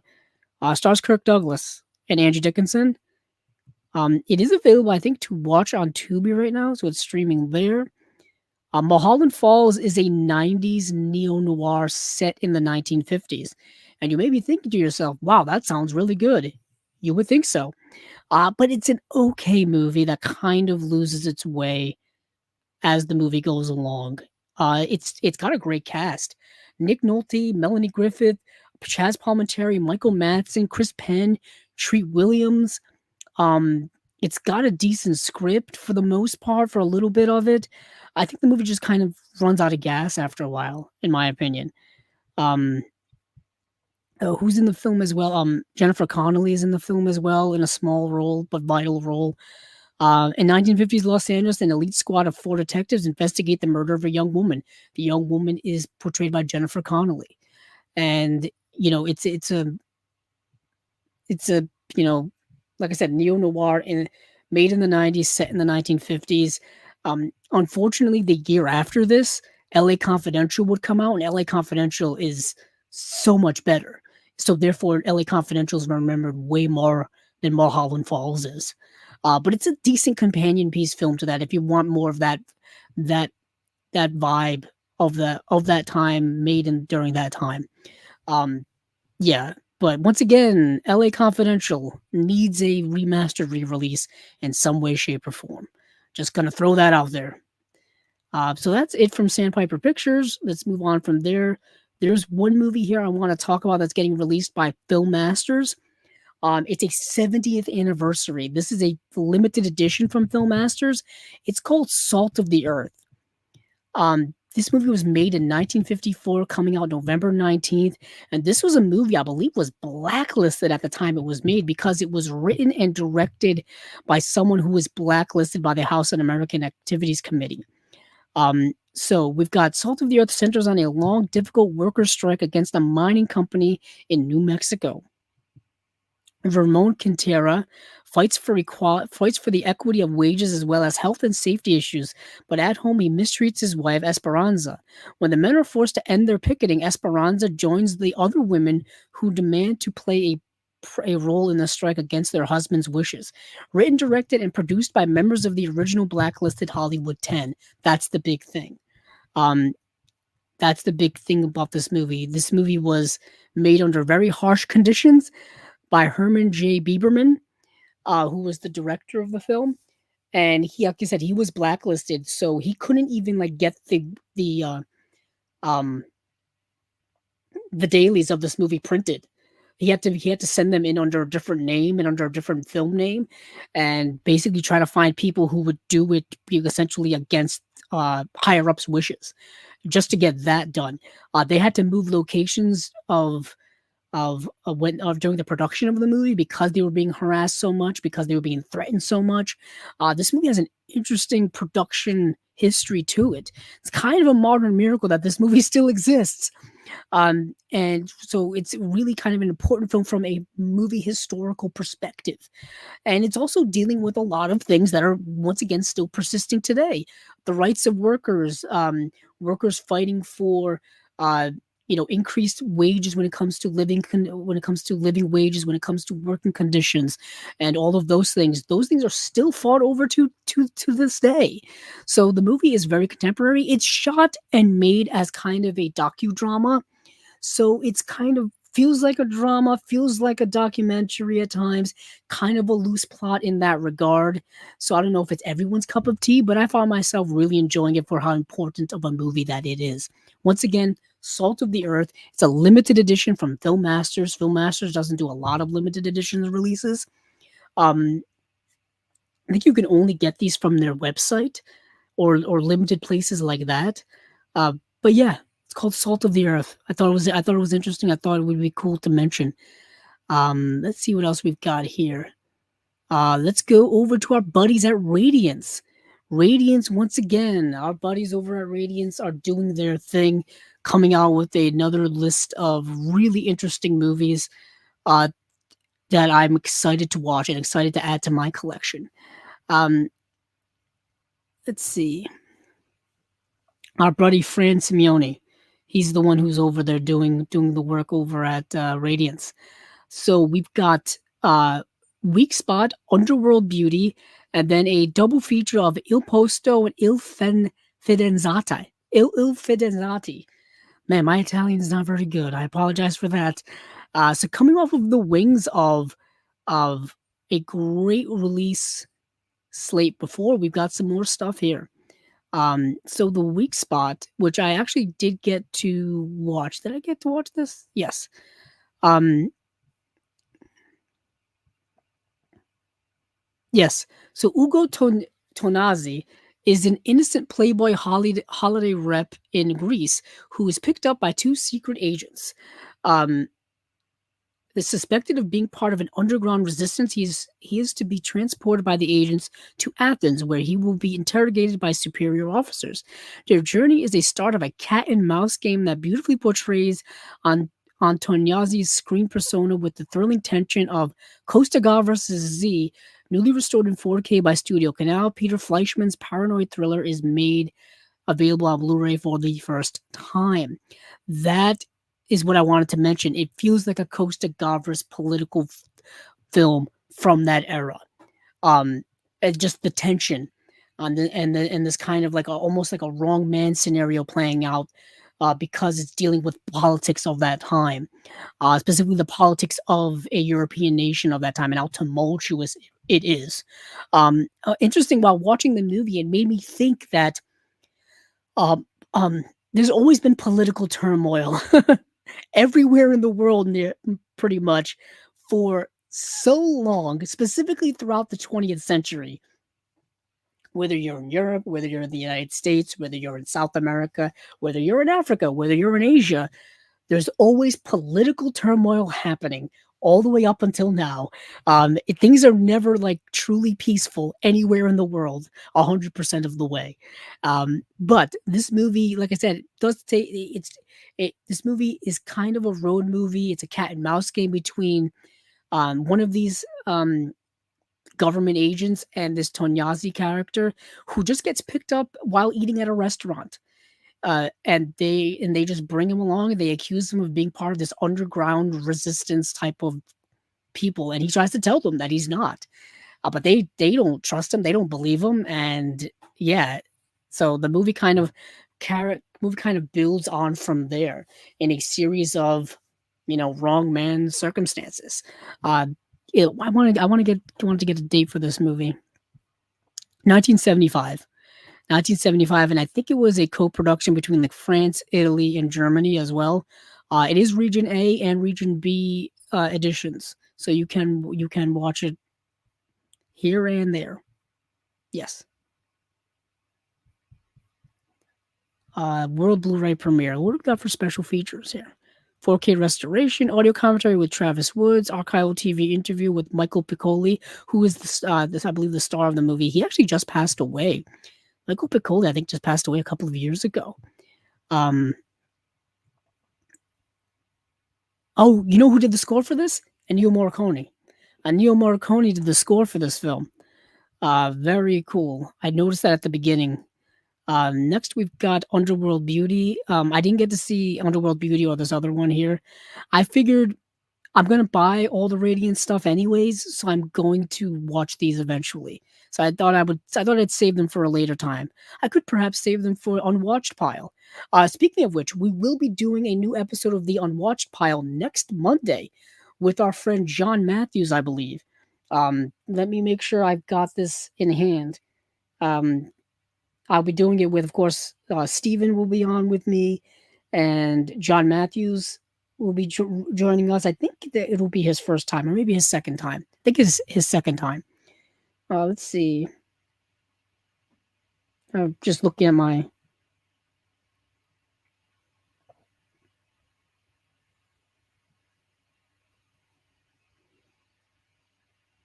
Yes, it is John Matthews. Yep.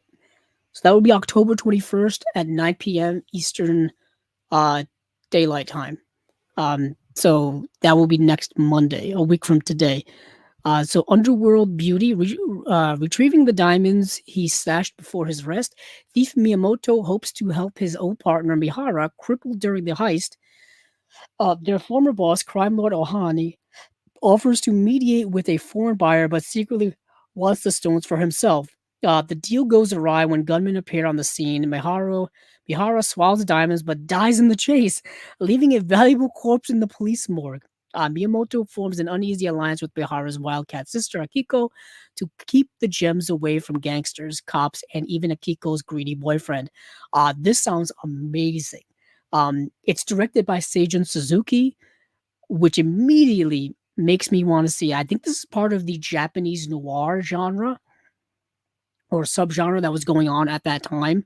I've seen a few films from that era. You got films like Branded to Kill, like that those types of movies, which is another Seijun Suzuki film. Let me see, like Branded to Kill. What's the other one that goes along with it? That I always forget it. I always remember Branded to Kill. and then I forget the other one. Tokyo Drifter. Tokyo Drifter is the other one.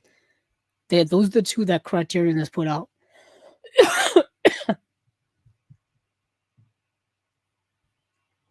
Okay. Get rid of that. I'm just getting rid of some tabs here before I go on. Yeah, Underworld.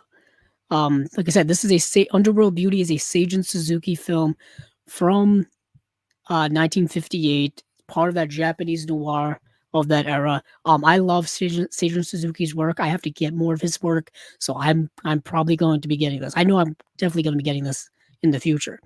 It's got a new 4K restoration, a new interview with critic Misuki Kodama, bonus feature Seijun's Love Letter. I think that's a film. Looks like a film he made in 1959. That's 40 minutes long. Audio commentary on that movie, Love Letter, by Suzuki biographer William Carroll. And then that's about it. And I think this is region A and B as well. That's important to note. And then we've got Il Posto and Il Fidanzati. Fidanzati. Two Italian films, I believe. Let me see here. So I think we got two different descriptions. I want to make sure Yes, so Domenico is thrust into the big city by his family to find a job for life. Find a job for life. That's kind of hard. He's up for an exam to secure a post along with many hopefuls. There he meets Antonietta, played by Omi's then wife, Lordenia Detto. And the two strike up a friendship and experience the world of work for the first time together, stunningly shot on the streets of Milan. Hermano Olmi's Il Posto is touching and often funny portrait of a modern life and work, winning numerous awards on release. It is recognized as a classic of world cinema. That sounds good to me. I think these are both streaming on the Criterion channel right now as well. So I have to check them out. Next one, I think this is for Fidanzati. Giovanni works in a manufacturing plant and takes a promotion that will send him to Sicily. His transfer causes him to leave his fiancée Liliana, his father, and friends behind. Once in Sicily, he begins to wonder if he made the right choice. Stunningly shot, Yves Fidanzati channels the industrial isolation of Antonioni with a dreamy and heartfelt lyricism. You had me at an Antonioni comparison right there. I think both films are getting 4K restorations from original camera negatives. And then you've got appreciation by filmmaker Maurizio Zaccaro, interview with cinematographer Lamberto Caimi, interview with author Richard Dyer on the film's interview with program Isan Koshbakt and on Hermano Olmi.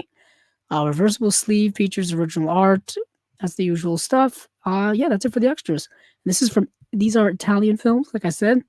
One's from 1961, one's from 1963, and it looks like they're all region A, B, and C. And these are the January releases. So kicking off the new year with some good stuff from our friends over at Radiance. I trust the work they do with everything. They haven't let me down yet. I don't think they've let anyone really down yet. So that's really awesome. That's Radiance. And now let's go to Kino. Kino had a few release announcements. Some stuff that we already know, some stuff we don't know. First up here is a Sylvester Stallone movie, which doesn't say when it's coming out, just says coming soon on 4K UHD, and that is Daylight. Stallone trapped in a collapsed tunnel, and he's got to save the people that are in it. Well, first he's not collapsed, but then he decides to go in and rescue the people because I guess he's the only man for the job. So it's starring Sylvester Stallone, Viggo Mortensen, Amy Brenneman, Dan Hedaya, shot by David Egby, written by Leslie Beam, directed by Rob Cohen, who directed The Fast and the Furious, amongst other films. And yeah, it's a 90s Stallone action film that I think is kind of underrated and overlooked. It's the premise of it sounds a little ridiculous, but the movie plays it seriously. Like there are some serious, harrowing aspects to this movie, and Stallone plays it very well. I think the fear and the danger, it feels very real being trapped underground as this tunnel is flooding and people are dying, and it is a dangerous situation.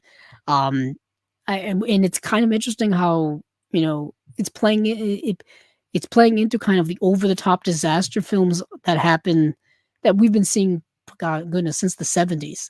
Uh, but if you've been aware of the news now, the big time natural disasters are getting more and more real, with hurricanes and wildfires and tornadoes and the destruction that's left in their wake. Um, can lead to very almost like movie-like scenarios, but it's real life. It's real life. Now, this wasn't started by a natural disaster. This was started by an explosion, but still, the destruction is still there in this movie. Um, but yeah, I actually really enjoyed it. I'd never seen the movie before. Next, we've got kind of another natural disaster. This movie is a natural disaster, and this is Dante's Peak, starring Pierce Brosnan and Linda Hamilton. Now, I saw this movie back when I was very young on cable TV, probably HBO, late at night when I wasn't supposed to be watching. Um, so this would have probably been 1998, 1999 when I saw it. It came out in 97. So, you got to wait until it comes out on, pay cable. And this is getting a 4K UHD release sometime soon. Doesn't say when, but Pierce Brosnan, Linda Hamilton, directed by Roger Donaldson, who directed No Way Out. It's a natural disaster movie where the volcano Mount St. Helen erupts and just creates a whirlwind of chaos in that region, in that area. I was just talking about natural disaster being very real. We've had volcano eruptions since Dante's Peak in the world. So it's a very real thing. You know what I mean? What was once 90s, over the top action fare is a very real thing now. But yeah, I remember seeing this movie when I was a little kid and rather enjoying it. I've never owned it. I never had it on VHS, never had it on DVD, don't have the Blu-ray. So this will be something perhaps I'll get, at later on at a Kino sale. I feel like that would be where I can maximize my benefit of that. Next up here is a movie that we do have a date for. That is November 26th on 4K UHD, is M. Night Shyamalan's The Visit. Now, his other films have slowly been getting 4K UHD releases. We got one for Unbreakable. Signs is coming out. What's the other one? Hold on, let me see. Let me find my tab here for Blu-ray.com. It's actually coming out this month. So we will be getting some more M. Night Shyamalan soon. Remember, I always forget. My mind is not where it should be. Hold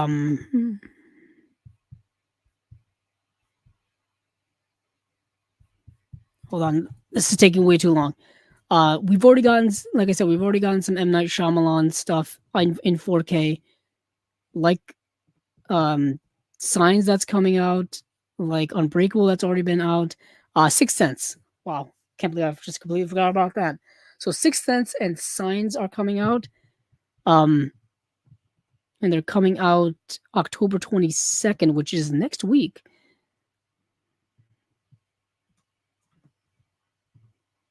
So they'll be coming out. I think all we need The Village. The Village needs a 4K UHD release. And probably some others like Lady in the Water and whatnot and whatnot. But let me go back to The Visit. So The Visit is kind of considered one of the films that got M. Night Shyamalan back on track for many people. It's a movie that goes back to kind of his horror roots. It goes back to like his twists and turns and things like that. These young kids go to stay with their kind of estranged grandparents, and something's odd about these people. Something's really odd about them, not quite right, and certain revelations come to light in that regard. I won't say anything else. But it's a 2-disc edition. One's a 4K UHD disc, one is a Blu-ray. It's got a brand new HD master, but this is a relatively new movie. Came out in 2015. I don't know how much more you can do with the master there. I think that for the HDR and stuff like that when it comes to the 4K UHD disc and whatnot. But you're getting, I'm pretty sure you're getting all the extras that have been on the previous Blu-ray release. So that's the visit directed by M. Night Shyamalan. I just wanted to see. Yeah, there was that film, and then of course he did the movie right after that, Split, which really got him back into people's.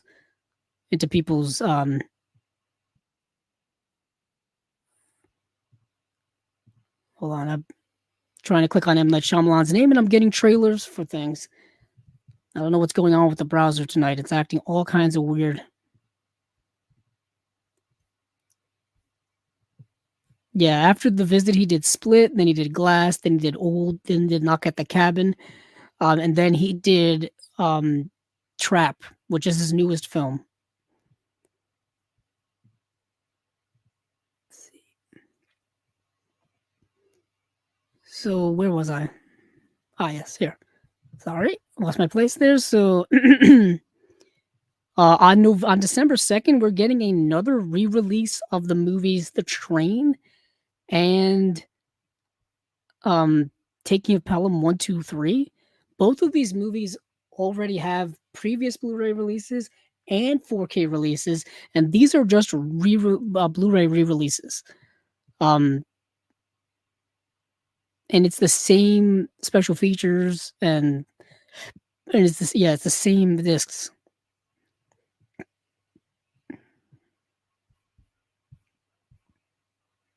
Yeah, it's the same. Yeah, it's the same features. I don't know why they're re-releasing these, but whatever. Next is a double feature of it's Pray for Death and then no, it's not a double feature. Now we have Pray for Death, which is a Gordon Hessler film. It's got a new audio commentary by film historian Mike Leader, and we've got a second action film here that's called Rage of Honor, which is also directed by Gordon Hessler. These are two like 80s martial arts action films. I think they're both streaming on Tubi right now as well, but don't quote me on that. These are coming out December 10th, and they are putting out a 4K UHD of not only Babe, but also its sequel, Babe Pig in the City, which is directed by George Miller. So if you grew up with these films, you know you know them. I don't think I have to describe Babe, the anthropomorphic animals. I don't think I have to describe this to you. Starring, of course, the first Babe starring James Cromwell. It's got the voices of Christine Cavanaugh, Hugo Weaving, Danny Mann, Miriam Margolyes, uh, narrated by Roscoe Lee Brown, co-written and produced by George Miller, co-written and directed by Chris Noonan. Then you've got Babe Pig in the City, which came out in 1998. So you got the first one from 95, second one from 98. The Babe Pig in the City is starring Magda Subansky, Mary Steen, James Cromwell, the voices of Elizabeth Daly, Mickey Rooney, Danny Mann, Stephen Reich, Glenn Headley, and James Cosmo, narrated by Roscoe Lee Brown. It's shot by Andrew Lesney. Andrew Lesney was the cinematographer for Lord of the Rings, Fellowship, Two Towers, and Return of the King. He was also the cinematographer for King Kong as well. Yeah, wow, that's what's an interesting connection there. Co-written, produced, and directed by George Miller. So these are both getting 4K UHD releases. I would assume sometime next year. They don't really give us a date.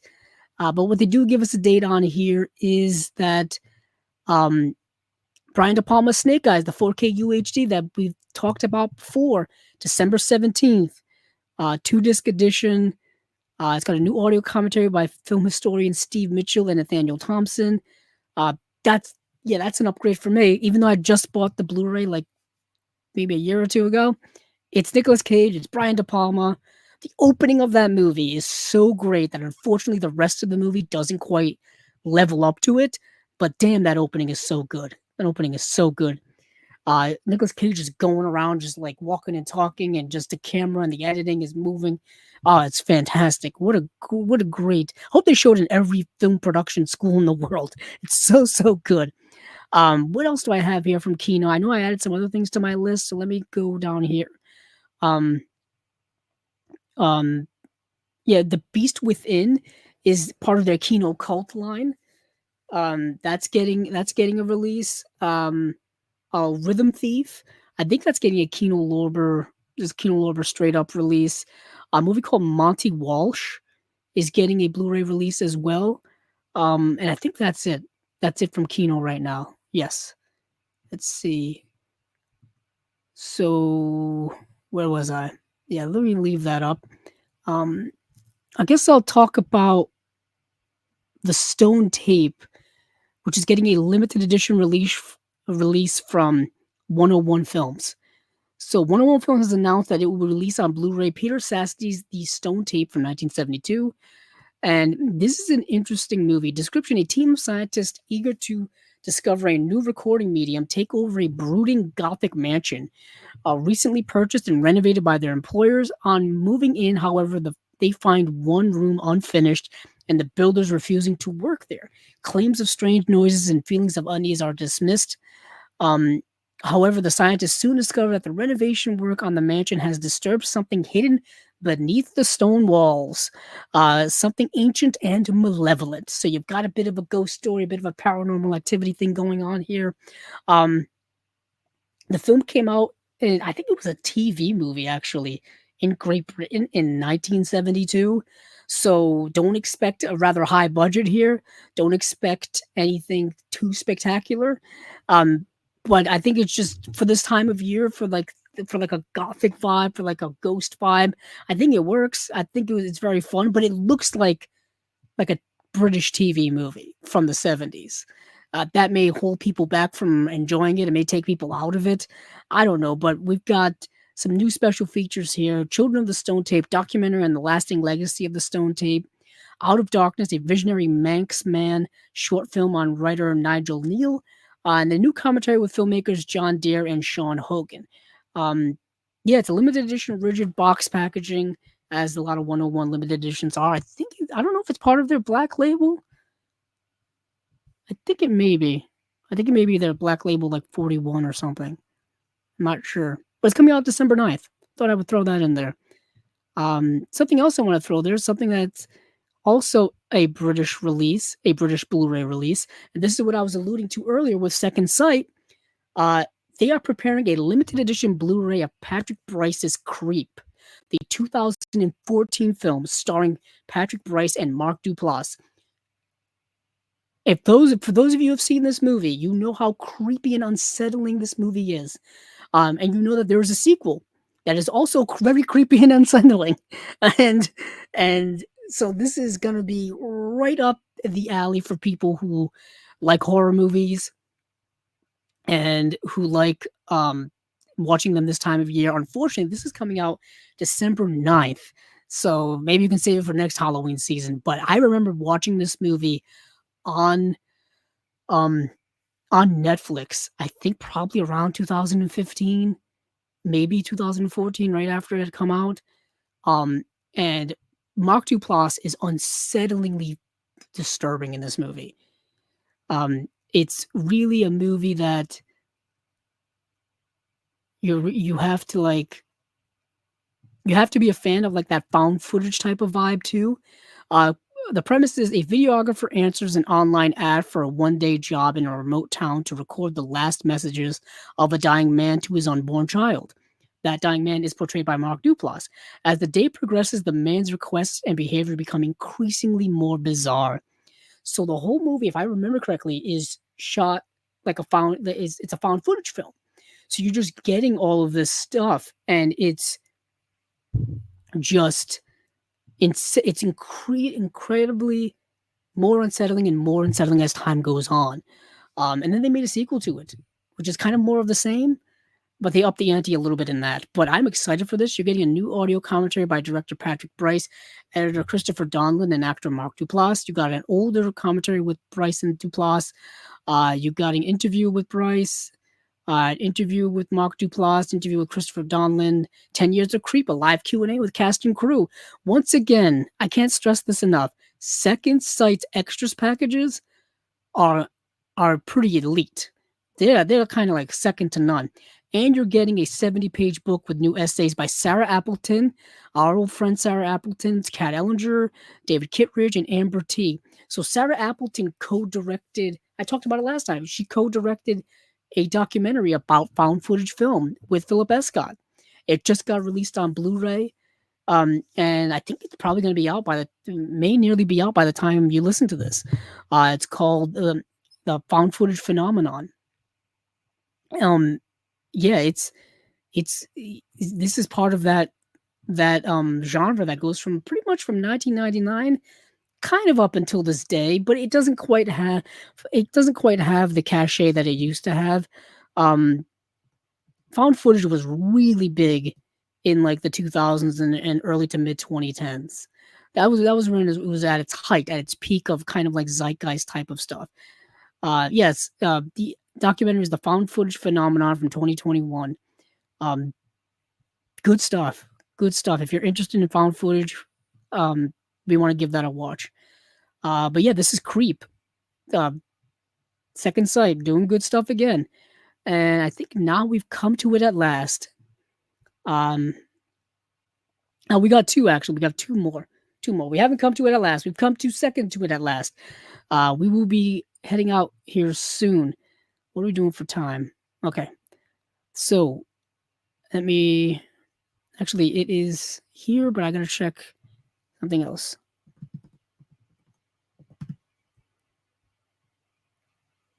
So well, there's two big box sets from the UK that I want to talk about.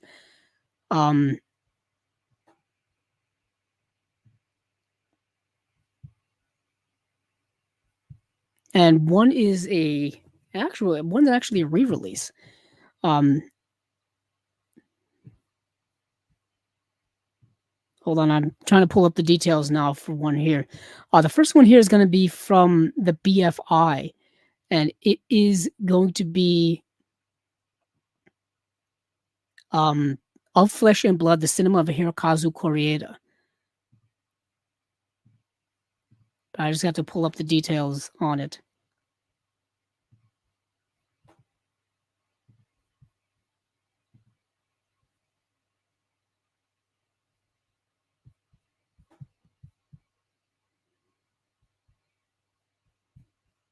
Let me check.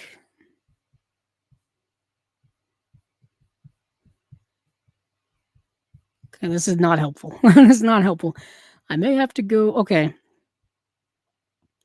So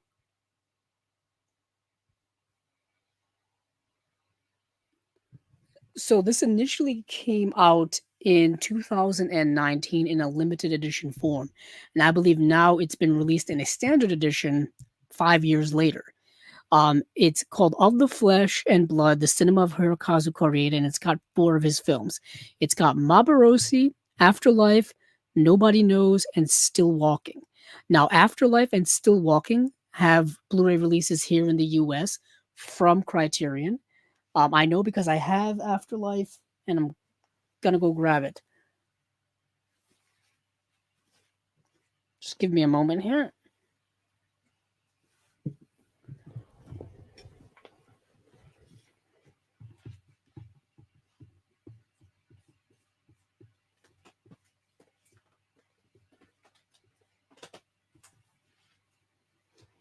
Here it is.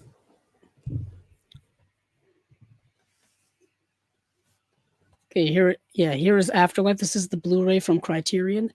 I bought this a couple of sales ago. I still need to get Still Walking. I've seen Still Walking. I've seen a couple of other Hirokazu Koreeda films. I know he is one of Steven's favorite directors, and he is a master. He is a master. There's no doubt about that, in my opinion. Several of his movies, actually most of his movies, still need Blu-ray releases here in the United States. It's a damn crime that they haven't been already. But this is the Of the Flesh and Blood are this is a BFI Blu-ray release, so this is a Region B release. And it's got a good amount of special features on each film. It's yeah, it's a nice set. If you don't have the original, because I think the original was out of print and going for lots of money.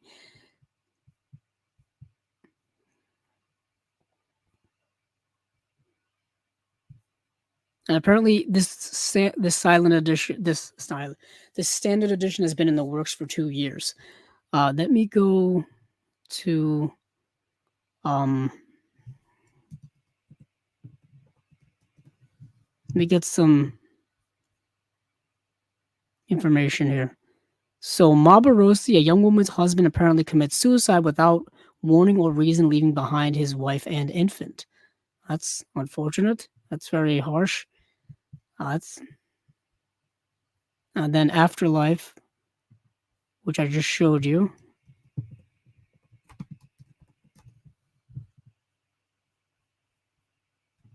From 1998. After death, people have a week to choose only one memory to keep for eternity. And I know Steven has talked about this movie many a time. It's this idea that when you go to when you pass away and you go to the afterlife, uh, you are basically charged with like, like recreating your favorite memory of your life, as if you're making a movie of it. And that's kind of what Afterlife is about. Then next we've got, what's the next movie we've got? Nobody Knows.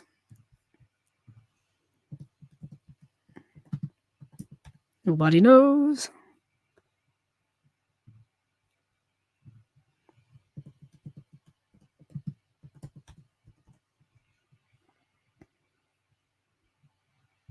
This is the film from 2004. In a small Tokyo apartment, 12-year-old Akira must care for his younger siblings after their mother leaves them and shows no signs of returning. That's all these movies sound like I need to watch all of these now. I need to watch all of these films now. And then Still Walking, which I have seen.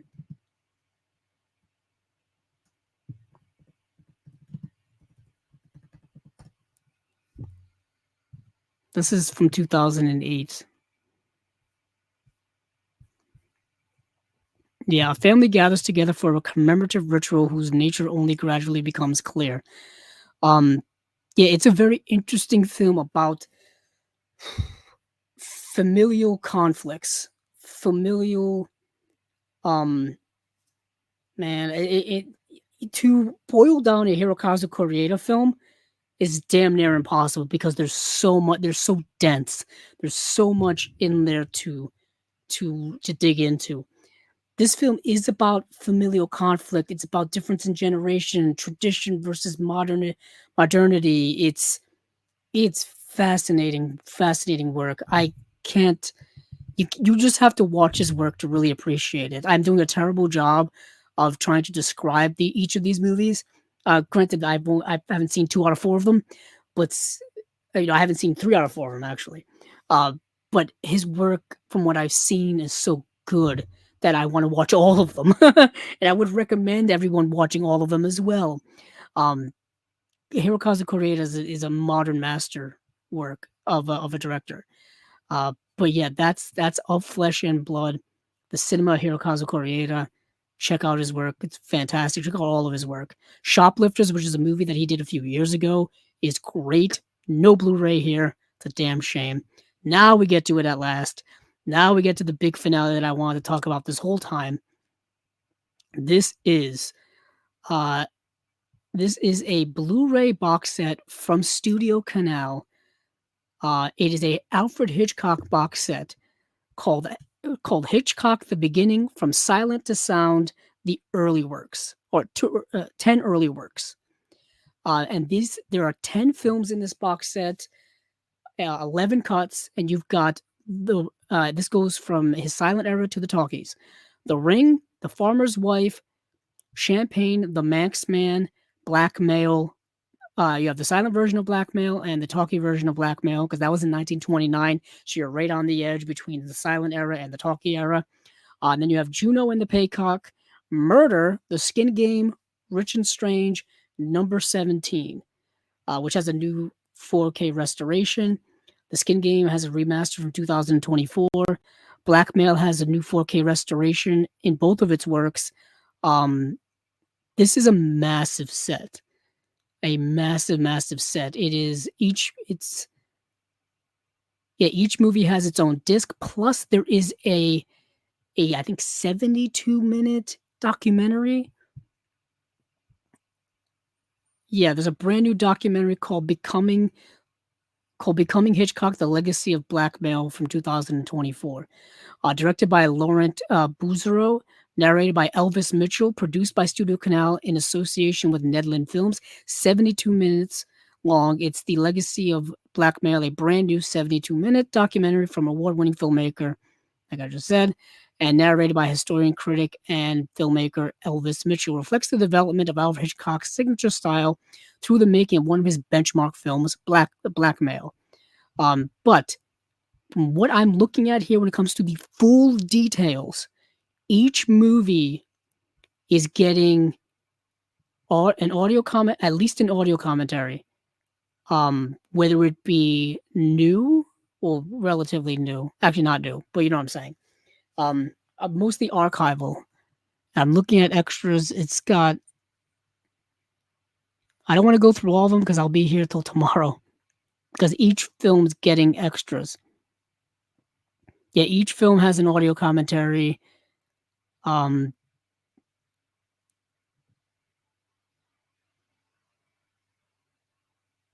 I'm just reading through this in my head because there's each of them have like paragraphs of like stuff that's in them.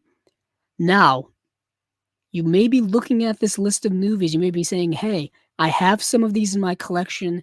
I have some of these on Blu-ray in my collection." You would not be wrong in that assessment, because some of these have been released on Blu-ray already, specifically by Kino.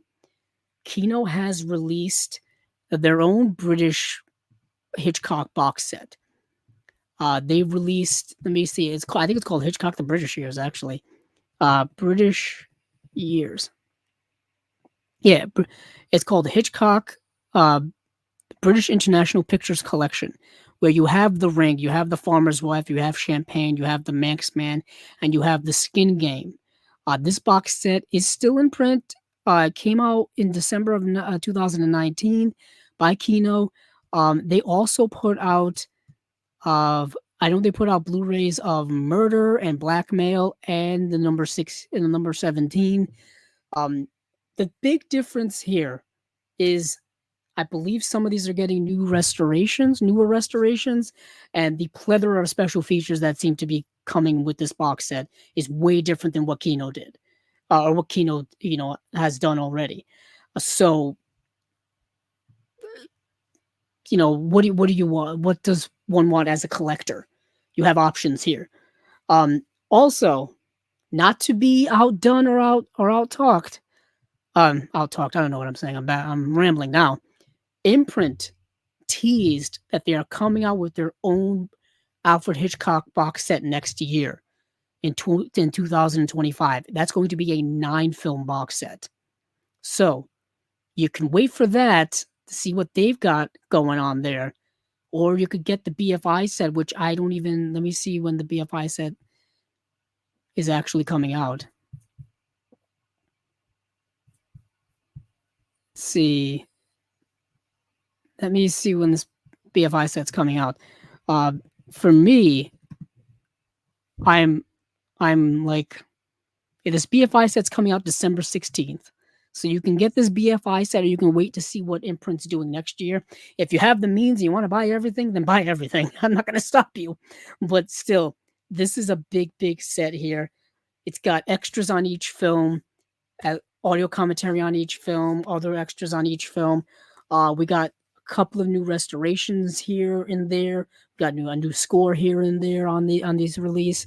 Go on to Blu-ray.com And if you have an account on Blu-ray.com, you can go to the forums and you go onto their page. You go onto the page where it has Hitchcock the beginning. You go to the forum, you click on their forum, and the first thing that's there is a list of all the details of what's in the set. And it is very extensive. It's an 11 disc set. The packaging, I'm not so sure about the packaging. I'm not really liking what I'm seeing. It looks very compact and very condensed. Um, I'm hoping, I'm hoping these aren't in sleeves. I'm really hoping these aren't in sleeves or that book packaging or anything like that. I don't know. I don't have a BFI Blu-ray set in my collection, so I don't have anything to compare it to. But yeah, that's massive. I'm a big Hitchcock fan. He's one of my favorite filmmakers of all time. I've owned so many of his films. I've got to get all these early films on Blu-ray, but like I said, there's been a little bit to choose from over time. And a lot of these films I remember being in DVD public domain sets for the longest time that you could buy for cheap nothing. The movies would look awful, just public domain prints and everything like that. They would look atrocious. And then now we've been getting these Blu-rays and we've been getting the higher quality remasters and restorations of Alfred Hitchcock's early work because he had a whole career before he came to the United States and came to Hollywood. He had a whole career in the mid to late 20s into the throughout the entire 30s. So he had like at least a 15 to 16 to 18-year career before he even made his first Hollywood film in 1940 with Rebecca. So there's a treasure trove of stuff there that I think needs to be released in high quality, and these have been rumored for years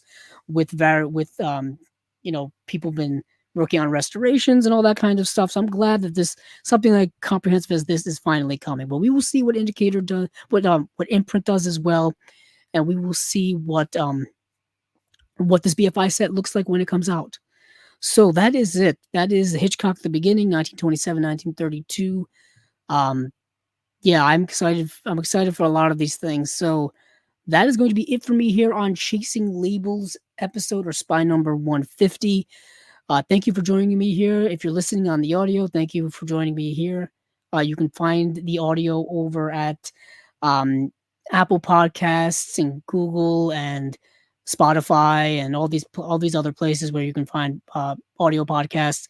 You can find us here on Chasing Labels YouTube channel, just simply titled Chasing Labels. Next Monday, we will be doing another episode of the Unwatched Pile. I've been doing a lot of shorts lately about things that I've been picking up in terms of various sales that are going on and whatnot. I'll be doing some more of those. Check out my Instagram, which is Cabzilla06. I pretty much post everything I buy over there just to chronicle all of these things. And yes, thank you all for listening, for watching. We appreciate all of the support here on Chasing Labels always. So keep on watching those movies because I know I will.